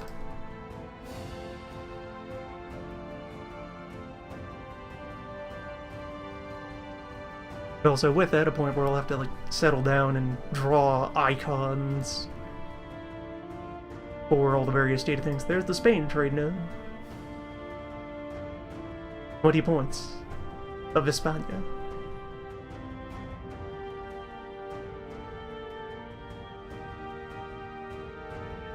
And with that, I think we've hit the lines in Iberia.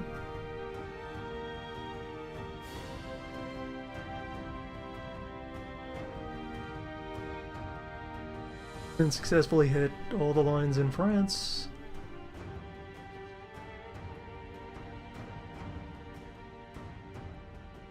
Everything in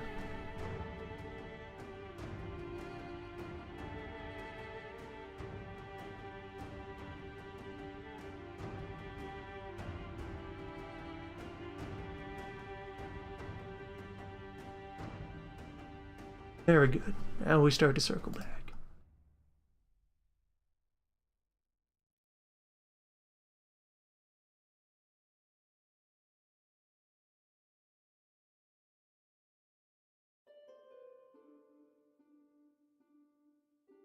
Be sure to get the islands.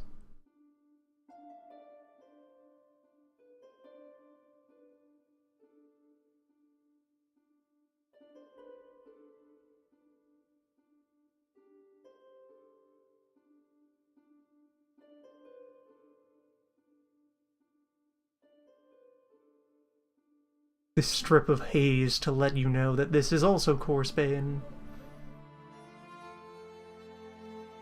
Just to be clear.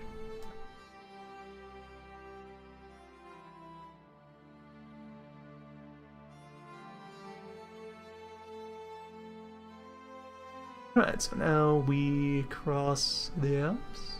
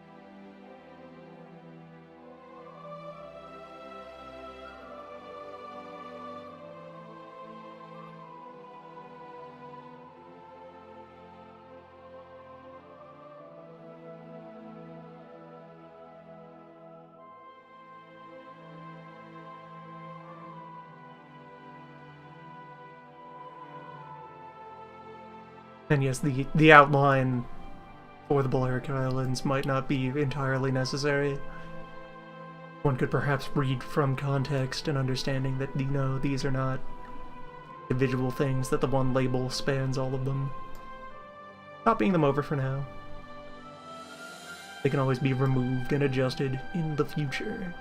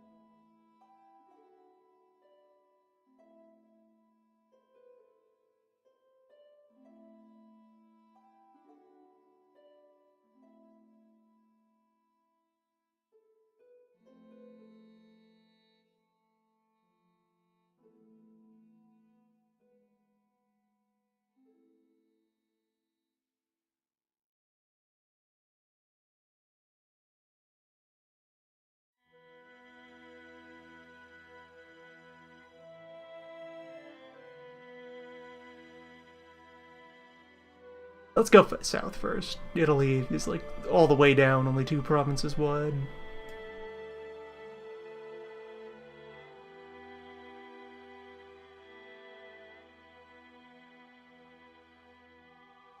Two or less. Sometimes it's just the one.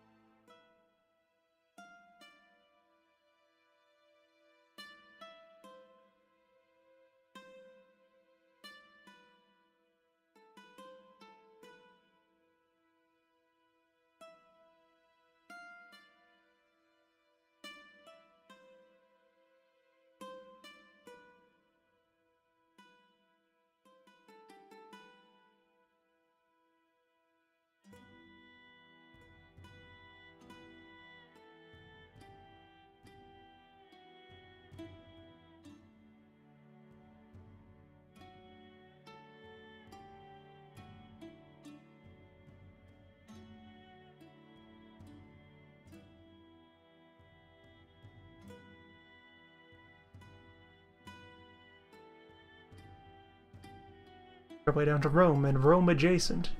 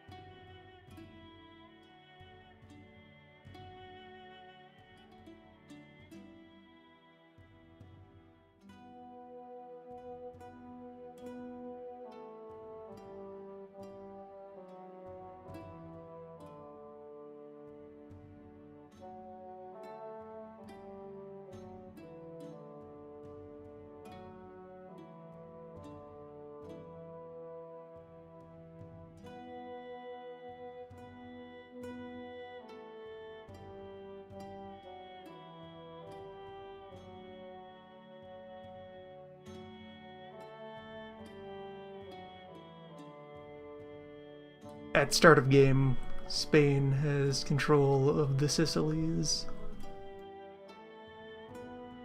And so that's their general launching point for any scuffles with the French.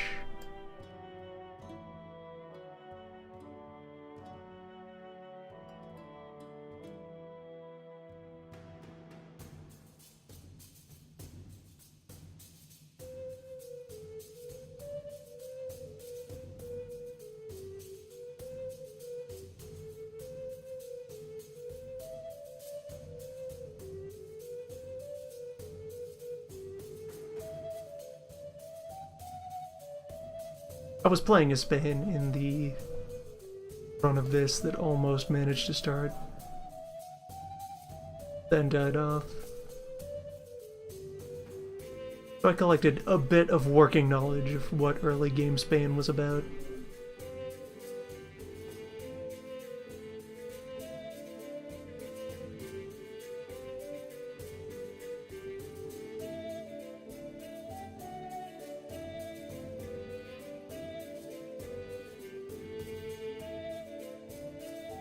The Great Swamp of Venice.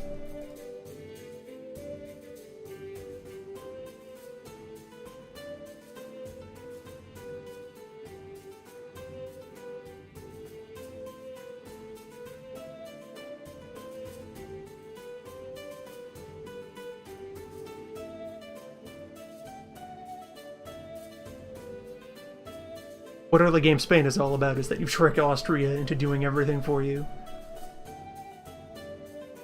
For a good while, you have them as like a permanent vassal.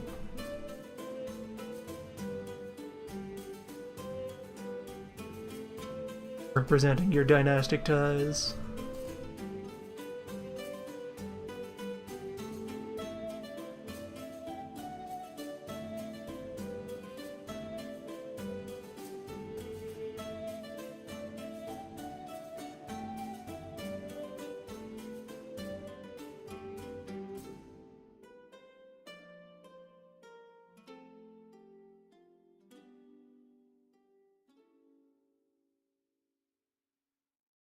You do one of any number of things that forces the schism.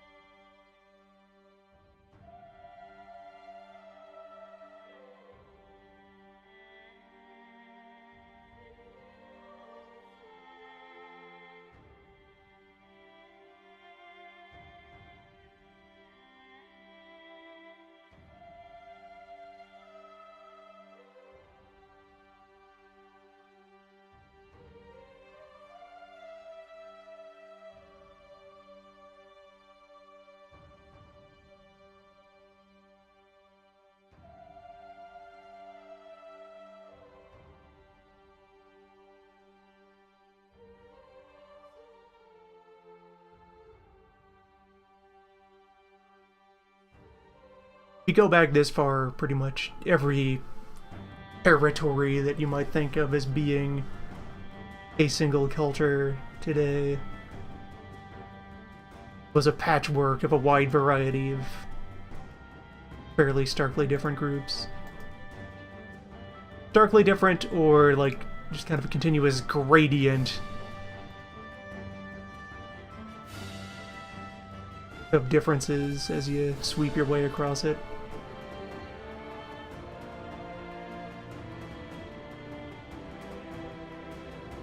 Creating any sort of cultural homogeneity required substantial investment on the part of various empires.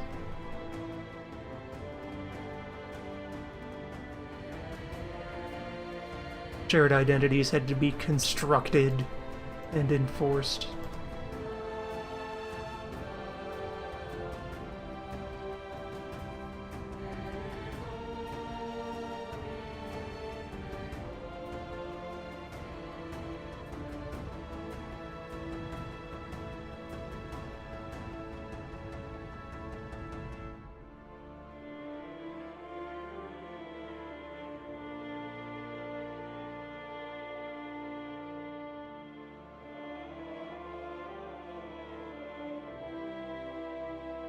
And yes, as it continues to resonate into the modern day, many of the people who were on the receiving end of said enforcement disagreed strongly.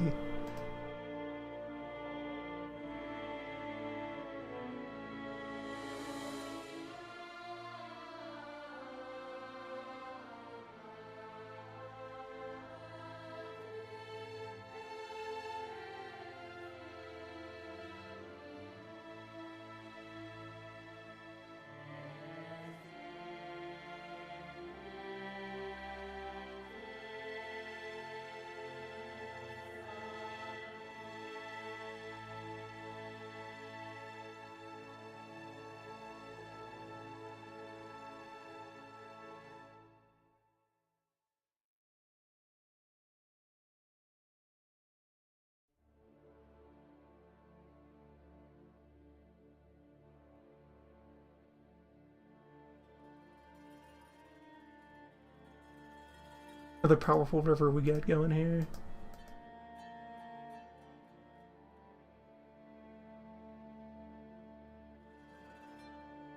May as well follow it through.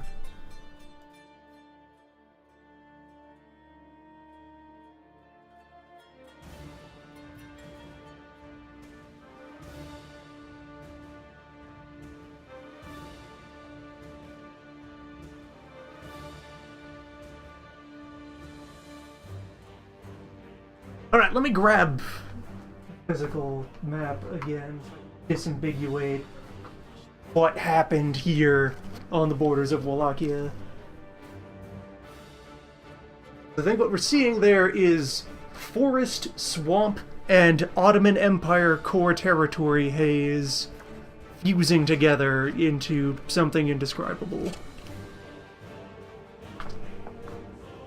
Go ahead and look in there. Yes, the river does continue along that edge.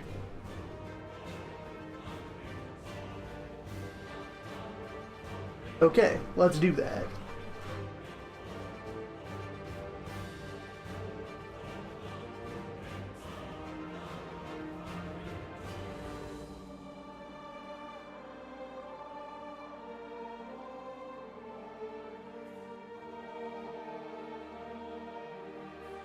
Too many slightly different greens this close to the singularity.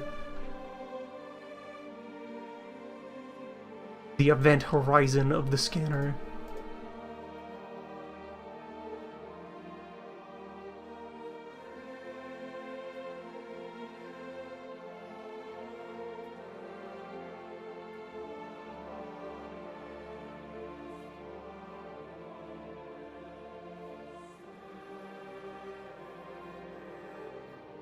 Okay, river.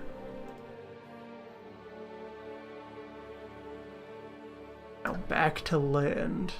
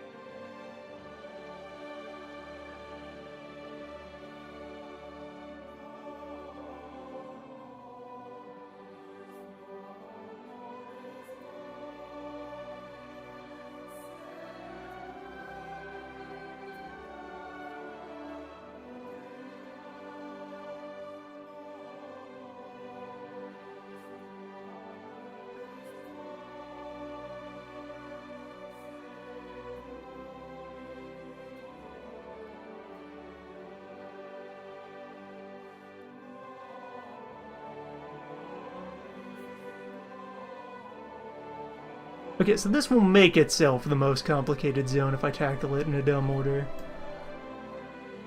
Get back over to the coast and try to keep things close together.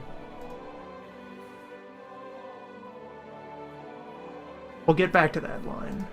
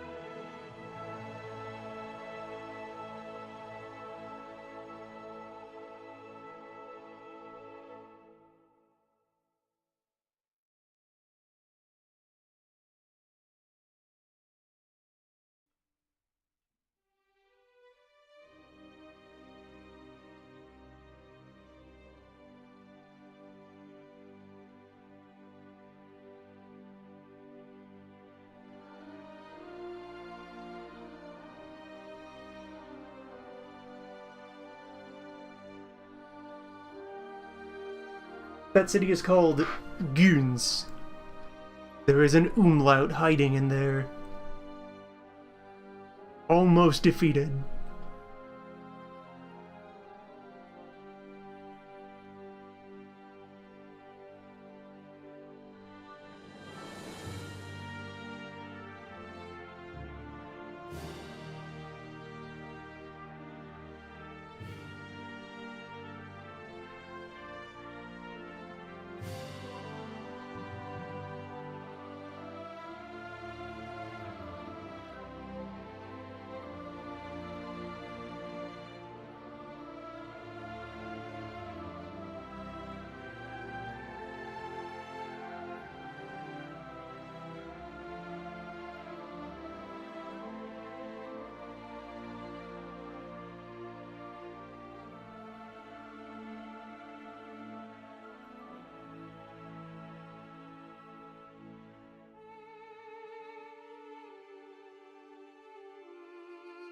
And yes, at this point in time, Buddha and Pest were two adjacent towns on opposite sides of a river that since fused into one metropolitan area.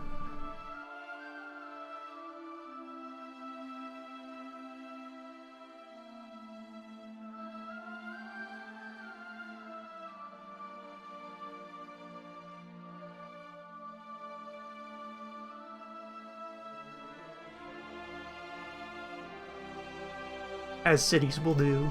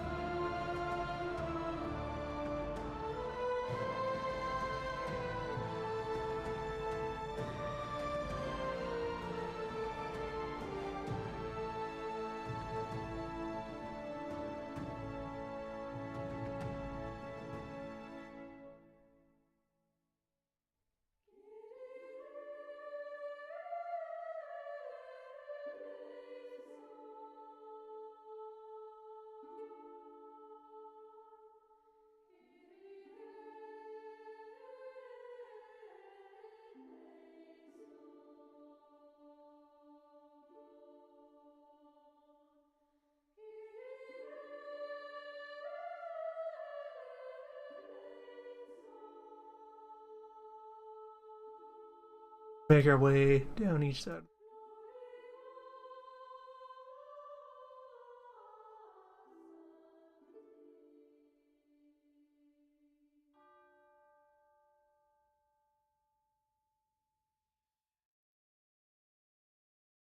Closing each line as they open.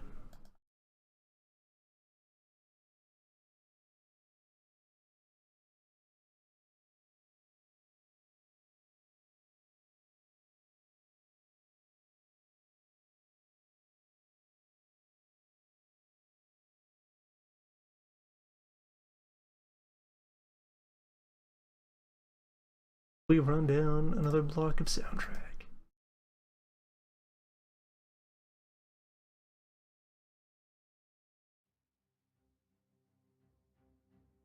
Euro 3.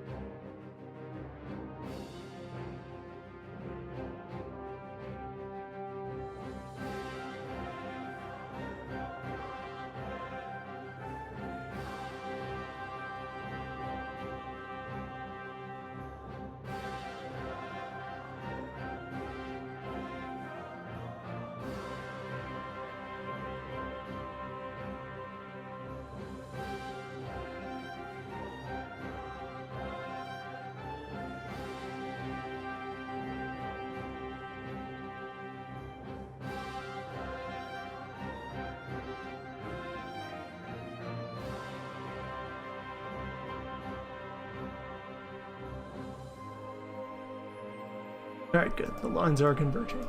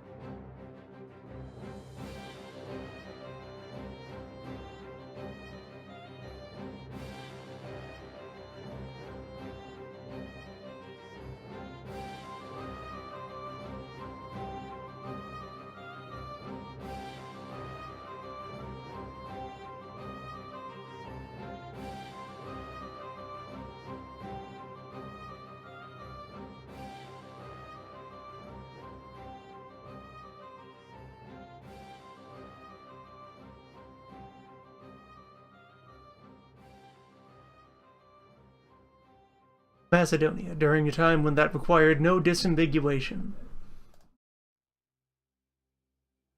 Macedonia without an asterisk.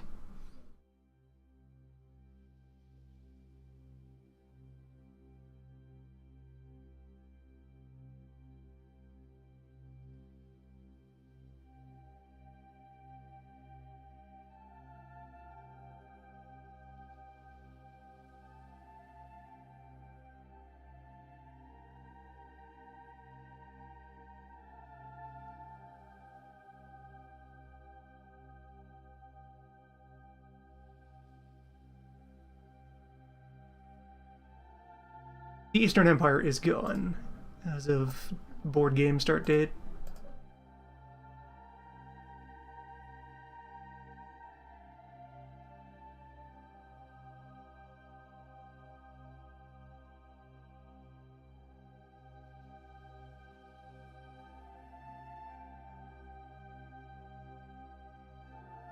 the advent of Automania.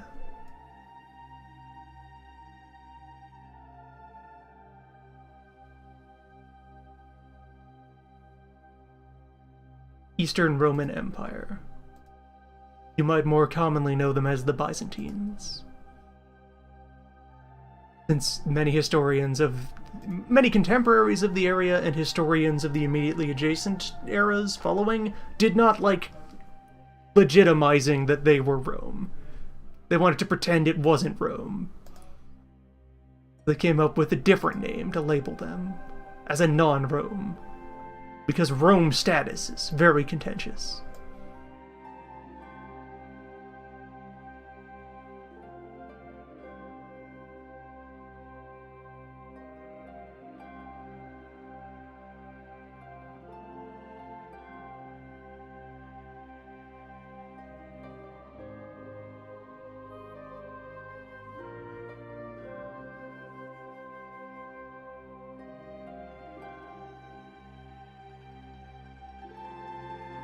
They can't be a real Rome, they don't listen to the Pope. Not that we listen to the Pope, but we live closer to him. That makes ours the proper Rome.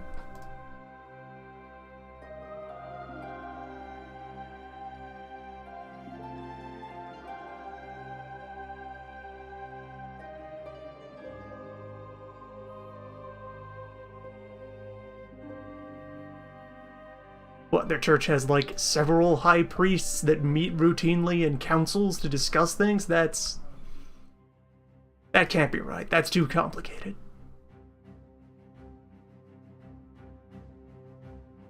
If they are each peers, then which one is Pope?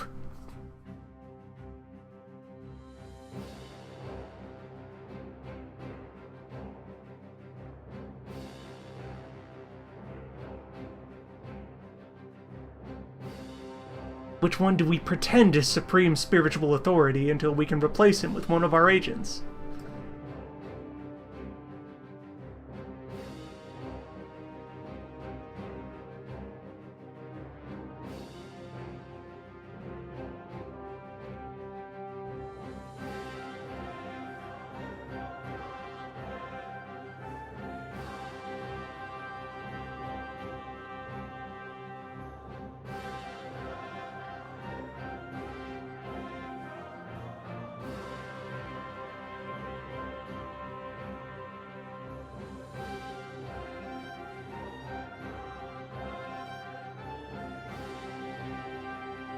Rigging one papal election is hard enough, and you tell me they have 5? 6? More? They have an extensible collection of popes? Impossible.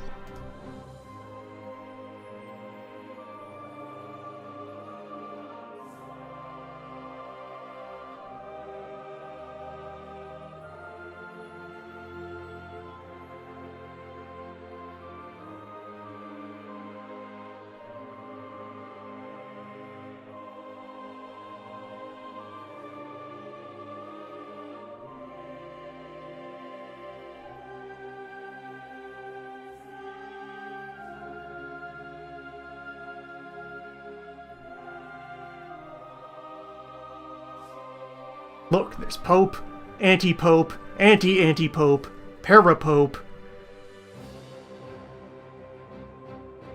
Crystal Pope, Pope Zero, Neo-Pope, Shin Neo-Pope, Space Pope,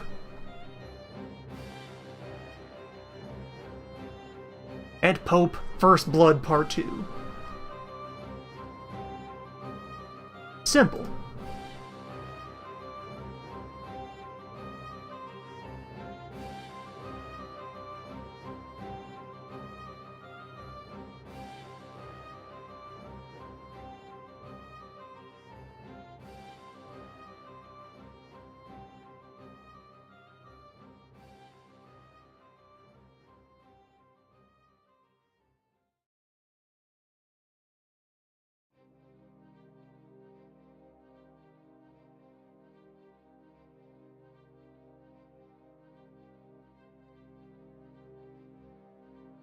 They don't even dig up their previous patriarchs and put their corpses on trial.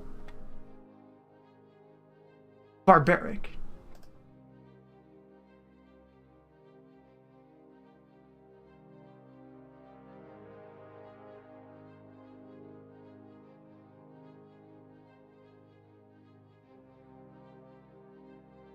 How are you supposed to even have a functional legal system without a good cadaver synod now and then?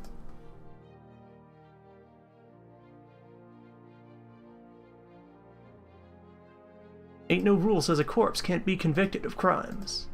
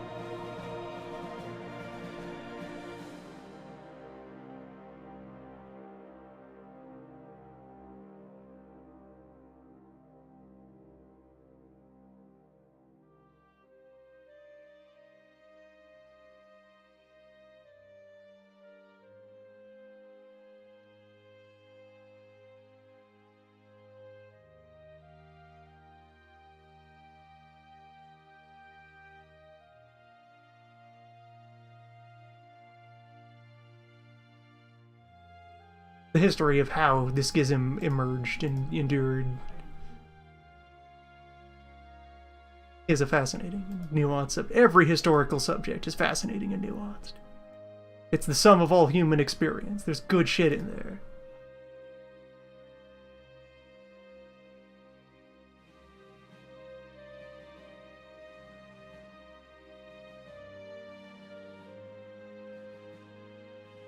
How the divide between East and West Rome produced East and West churches. And how the two brothers evolved from there.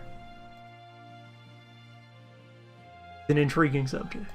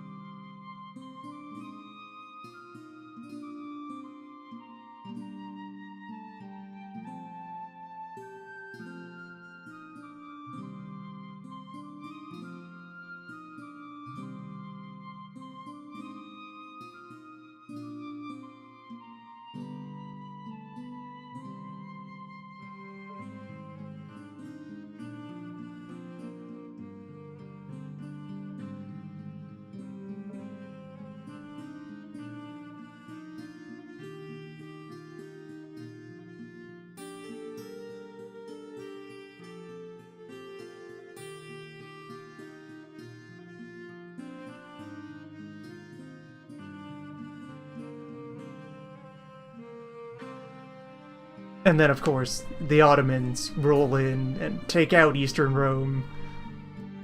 And are like, well, if we've defeated Rome and occupied Rome, are we Rome? That cool? I mean, we have the Rome here. We have the nice half of Rome. Yeah, this is Rome now. Rome, but with Islam. Rome, the spin-off.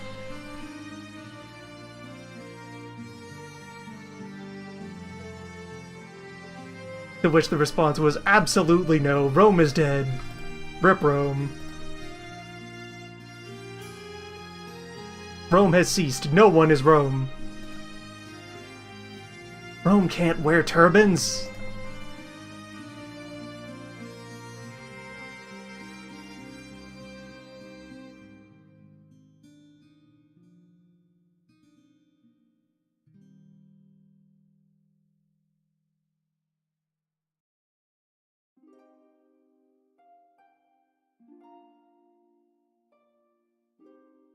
And then alongside that, you had things like, well, a lot of the deposed Greeks wandered off to hide over here, so is Russia Rome now?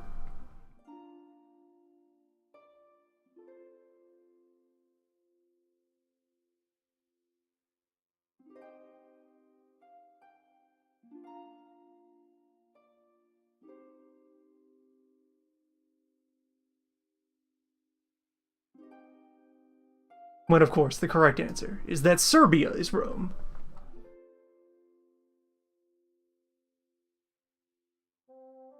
Rome's 5 through 27, all Serbia.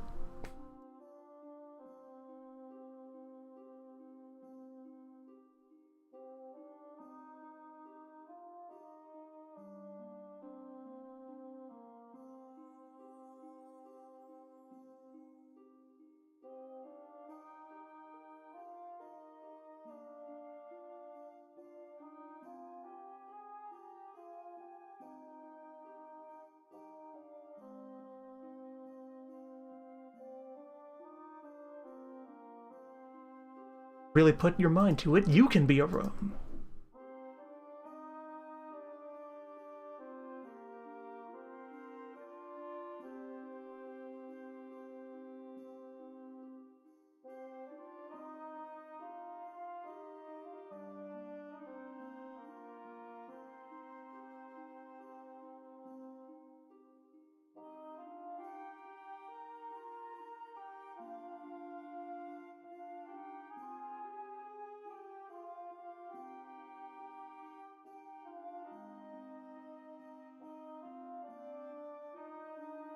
The only thing that's in your way is your own ambitions.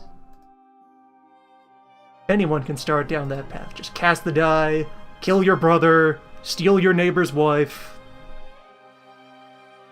That easy. Anyone can be a Rome. Build a nice house on a hill.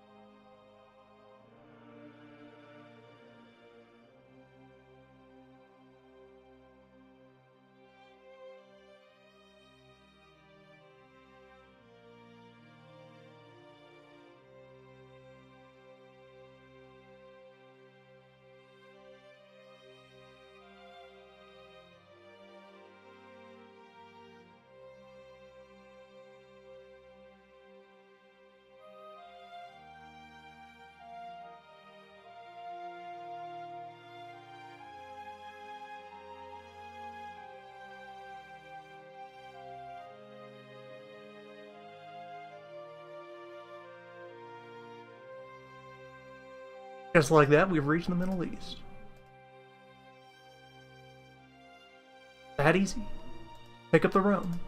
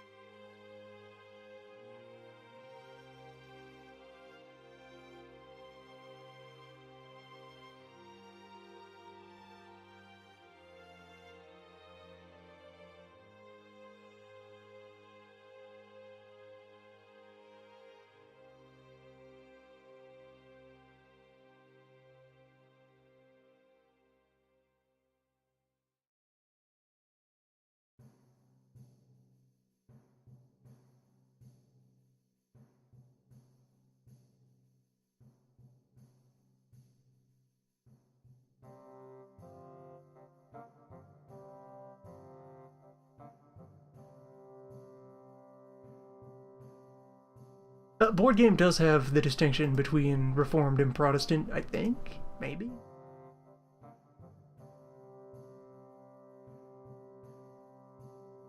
I would have to check my files.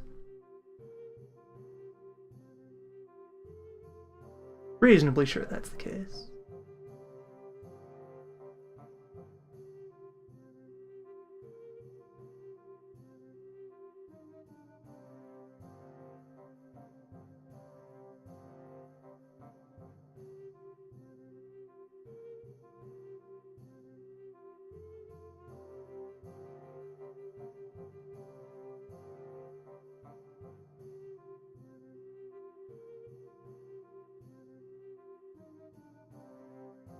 Looking at the list of minors that I have here.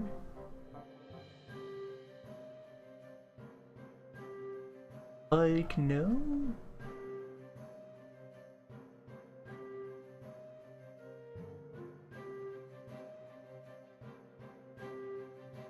Oh, it's Protestant and Catholic.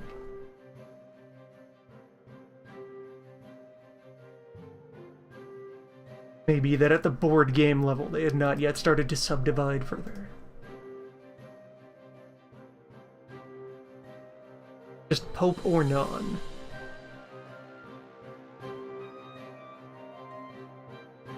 And of course, Orthodoxy is over there doing its own thing.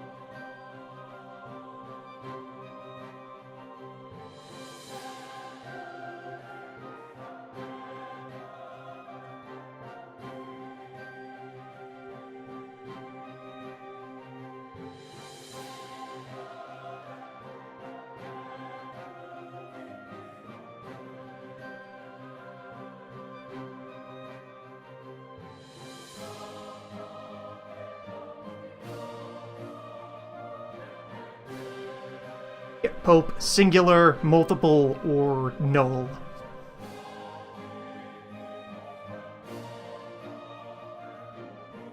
Those are the branches recognized by Board Game Europe.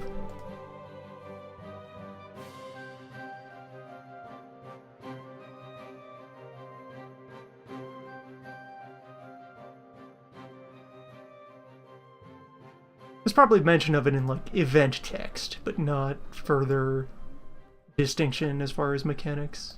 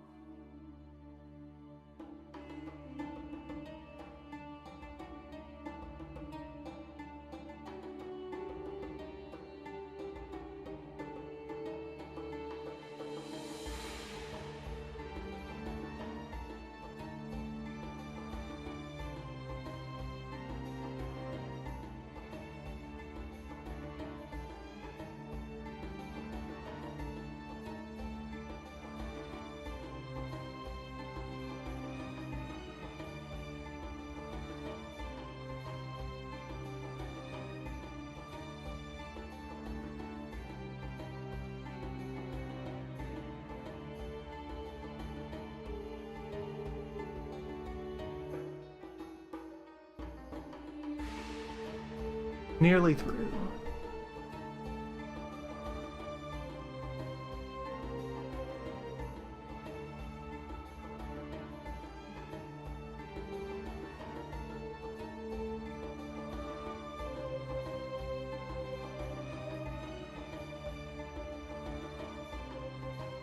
Oh wait, slightly off.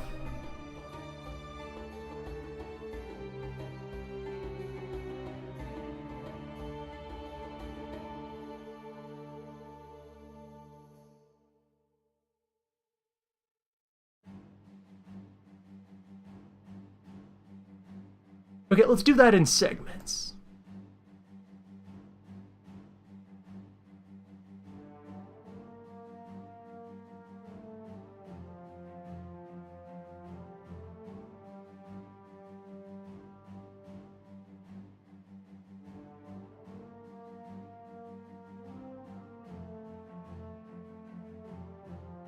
Yes, because it is in fact the case that on the scan, this straight line is slightly askew.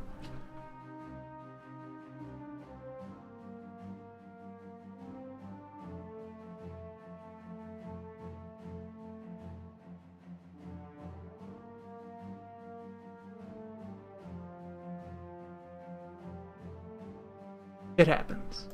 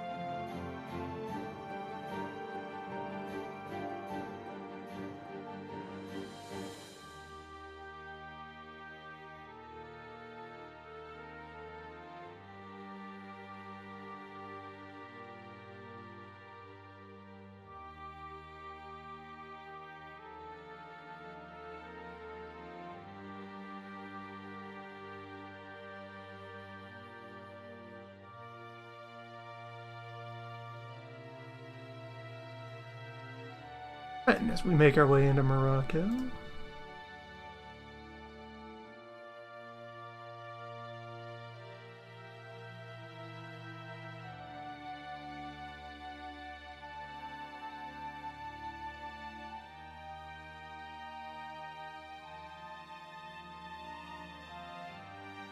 that should be everywhere.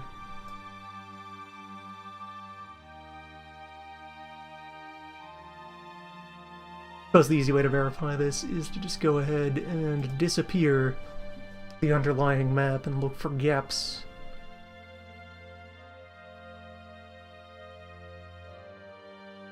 Perhaps for convenience, let me just throw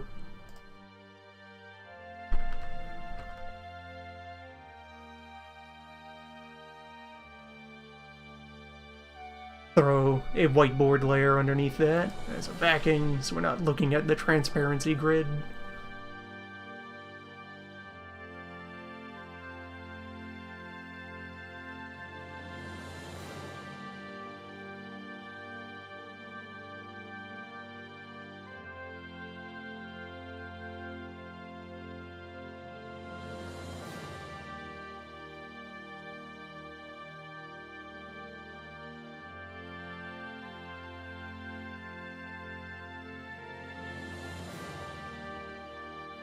That is certainly a collection of shapes.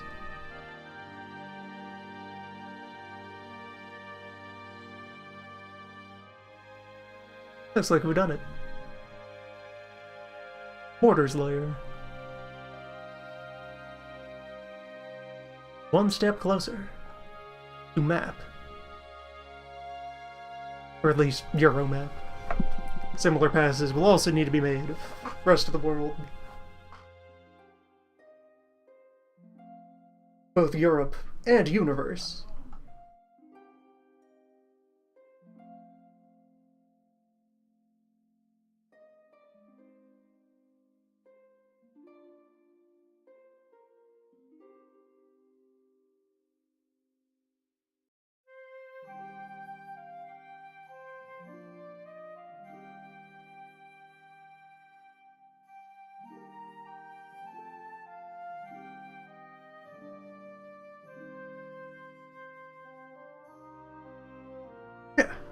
Progress.